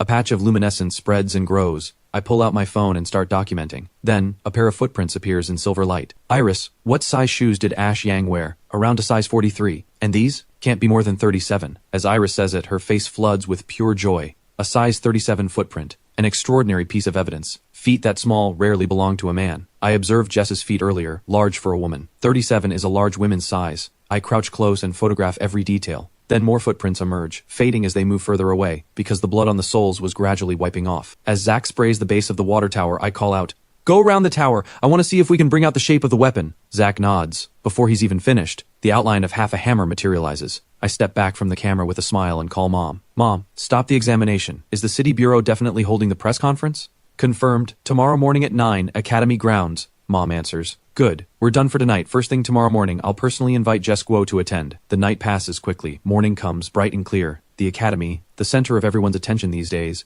is buzzing from first light. Students gather on the field, waiting for the conference to begin. The first thing I do at 7 in the morning is call Jess. She picks up quickly. Jess, the real killer has been found. Today, the City Bureau is holding a press conference here at the Academy. The case will be made public. Your wish to see this resolved. Today is the day. 2 or 3 seconds of silence on the other end. Then, in a heavy voice, Leo, thank you, all of you. It's what needed to be done. I hang up, get dressed, and call Zach and Dale to come down. The field is packed. Looks like the entire academy is here, Zach says. I think I see Principal Sue. He's in the crowd. Dale suddenly points in another direction. Iris immediately runs over. I smile. Let's go say hello. Principal Sullivan Sue isn't sitting in the principal's seat. He's standing among the students. Under his watch, something this serious happened, even if it wasn't his direct fault. But I know that in the position of academy principal, the first responsibility is preventing students from committing crimes. The academy produces exceptional talent, but it can also produce criminals of extraordinary ability. That rule isn't written anywhere, but it's iron law all the same. The 3 of us greet Sullivan Sue. He looks tired, but sharp. You 3 have good eyes. Now watch carefully. Do you think today's press conference is going to become a joke? Sullivan Sue didn't become principal because of seniority. My grandfather was the founding honorary principal. Sullivan Sue only took the role because qualified candidates were scarce at the time. Now the field is full of talent. And Sullivan Sue, though no longer young, remains undeniably the finest in his field. Iris and I watch the city bureau officials take their seats on the platform. No need to wait for the future, I say. Today, everything becomes clear. Sullivan Sue looks at me, surprised. Then genuine excitement fills his eyes. You found it? All of us nod at once, but my eyes are scanning the crowd. When I spot that familiar silhouette, I walk over. Jess, you made it. Want me to find you somewhere to sit? She smiles and shakes her head. I'll stand here with you and wait for the verdict. Okay, though I never imagined a cafeteria worker could do something like this. I sigh. Who could? Maybe this place brings out what's in people. Spend every day surrounded by law enforcement geniuses. Eventually, some of it rubs off. The truly skilled criminal, the thing about them is that even when they're the killer, people find it almost impossible to accept. Jess seems to be sighing to herself. I look at her. Well said. I've always believed the killer is usually hiding in exactly the place no one would think to look. Jess turns and looks at me, as if she wants to say something. But an official on the platform has already stepped up to the microphone. Members of the press, faculty, students, good morning. I am Louis from the City Bureau. Today's press conference covers one matter, the official case summary of the rooftop body concealment and the tree line concealment. After Louis' opening remarks, a reporter immediately calls out, Deputy Director Lee, the 2 cases at this academy have generated enormous attention online. Has the killer been apprehended before today's conference? And if so, will their identity be revealed today? To the school administration, we understand 2 cases have occurred here. Is it true the former principal has resigned? Deputy Director Lee, and to the school's leadership, 3 people have died. The public impact has been severe. What steps will the academy take to prevent this from happening again? The reporters practically fight to get their questions in. On the platform, Deputy Director Lee raises a hand. Please, one at a time. I'll answer everything. Since this case first came to light, Secretary Liu of the City Committee and Bureau Chief Raymond Zhao have both taken this extremely seriously. Chief Zhao in particular has barely slept in 3 days over this case. But the effort has paid off. The real killer was indeed hiding within the academy, just as many suspected. Conclusive evidence of prolonged chloramphenicol poisoning was found in all 3 victims. Ash Yang, Warren Ju, and Eli Wu. Last semester, cafeteria worker Frank systematically laced the food of all 3 victims over an extended period. After this lead was uncovered, our bureau conducted a careful and thorough operation and successfully apprehended Frank. Deputy Director Lee delivers all of this with polished authority and conviction. But the reporters aren't easily satisfied. Someone asks, if he was already poisoning them, why did he also commit brutal murders just before the break ended? Because all 3 had already graduated. The accumulated toxin in their systems wasn't yet lethal. And before the poisoning began, Frank had been assaulted by the 3 of them over a trivial dispute. He harbored a grudge. He ran out of patience. And so, in the final days before the break, he killed them one by one. The motive checks out. The timeline works. The reason is laid out plainly. The reporters go quiet. Unease ripples through the student body. They all eat at the same cafeteria. Who knows if any of them had unknowingly crossed Frank? A murmur spreads through the crowd. The parents of the 3 victims break down completely, but no one notices me reaching out and taking Jess Guo by the wrist, pulling her forward. Jess's eyes are red. Her face is full of grief. But the moment she feels my hand on her wrist, she startles. Before she can ask what I'm doing, she hears me call out toward the platform. Deputy Director Lee, Frank only poisoned them. Who told you he was the one who actually killed Ash Yang, Warren Ju, and Eli Wu?